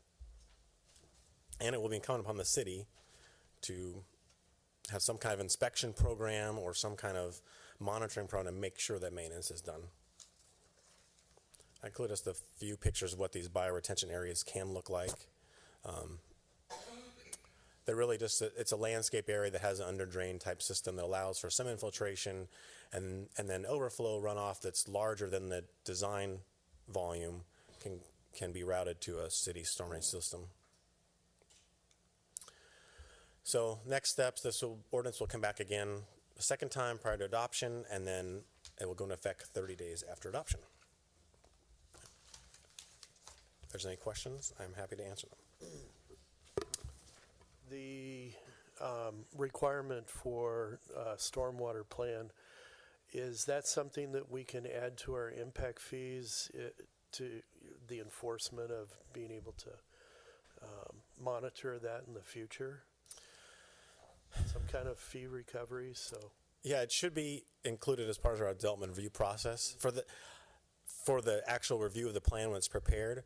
For the annual maintenance, there's not a real good way to do this. I mean, there's some ideas been talked about in the region, and we want to try and be consistent with other folks to the extent we can. And we talked about the last TAC meeting a little bit, and I don't have clear direction yet on how to make that happen. I've seen some agencies use a business license as a way to do that. When you come in with a business license, there's an additional checklist you have to fill out and a small fee. These are for residences and all right. kinds of things. Good point. Yeah, I mean, maybe. There's no way to, in the county, if you have a winery, you have to submit samples regularly. Well, and so they don't have to do, I mean, for you have to construction take it down. sites too, I mean, you've got to do ongoing monitoring while the construction's going on, but you have a post-construction regulations that you have to comply with too. Right, these are post-construction devices, and there won't be sampling involved per se. It's just making sure that they're still there. Right. You know, basically they're still there and they're still functioning, not overgrown. They're not filled with trash. They're not filled with sediment. I think we should try to figure out some way to capture some, I mean, we need to figure out like how much it would cost for somebody to go out there and do that once a year or whatever and build that into the fee. I mean, I'm sure that's possible, right? Yeah, are we going to be doing an impact fee study that we could maybe include that into it, or? That's a big project and was part of the long-range financial forecast recommendations is to take a look at those fees, and that would certainly be something we could take a look at. Okay. All right. Is there any, thank you very much, Mr. Palmer. Is there any public comment? Any further council discussion? I've just got one quick comment. Anybody else? I just had one quick comment. It looks like in section 3F, it does say that financial security may be required to ensure that people actually maintain it post-construction. And so that could be a practice we put into effect where they talk about a letter of credit, cash deposit, performance bond, and once the onus is on the owner to show that they're maintaining it and take pictures or whatever, and once they do for a period of a year, then that deposit is released, where we don't necessarily have to, be doing it ourselves, but we put the onus on the owner. I think that the director's comment was that this collaborative effort to see if we in Napa County regionally can do this all the same way. And so I think having that conversation so it doesn't change from Calistoga to St. Helena to Yountville to see if there's something, because we're all facing these guidelines. And so how do we do that together? So absolutely, I think those are great suggestions Steve can take back to the group. Absolutely, yep. We've talked about all those things, and like Jennifer said, we're just trying to make sure regionally we're consistent the best way we can. May I ask a question, Mr. Mayor? Sure. Mr. Palmer, in general, what triggers a grading permit in the city of St. Helena? A permit is required for anything 50 cubic yards. Okay, because, and then that would trigger an erosion and sediment control plan? Right. Okay. Well, my only comment is just on the last page of the staff report where it talks about the financial impact of the city. It says, while this ordinance does not result in additional cost to the city, other requirements of the stormwater permit will require an increased level of effort by the city. This additional cost is estimated to be in the range of $70,000 per year in order to fund preparation of additional studies, improvements, and document permit compliance. And my only observation is that this is just one of these one-off things that just seems to hit you every month that is referenced in the city manager's financial forecast as a risk, not something that's been taken into account. But this is a perfect example as far as I'm concerned. A $70,000 cost, all of a sudden, it's a general fund cost, apparently not chargeable to the wastewater system, or enterprise. There we are. New law we did not anticipate. That's No, right. you can figure that every year we're going to get hit with a new law that we didn't anticipate. Just one? One, maybe. In any event, at this point, the chair would entertain a motion to approve the item. So I move to introduce and waive the first reading and read by title only, the ordinance, which is amending Chapter 13.32 Stormwater and Runoff Pollution Control of the St. Helena Municipal Code to fulfill provisions E6A, E10C, E12G, and E12J of the State Water Resources Control Board Water Quality Order number, do I have to read all of that? 2013-001 DWQ, NPDES General Permit number CAS a bunch of O's and a 4. Is there a second? Second. Ms. Black? Vice Mayor White? Yes. Councilmember Pitts? Yes. Doring? Yes. Kroll? Yes. Mayor Galbraith? Yes. And I believe with that, we stand adjourned. And thanks everybody for your patience and endurance.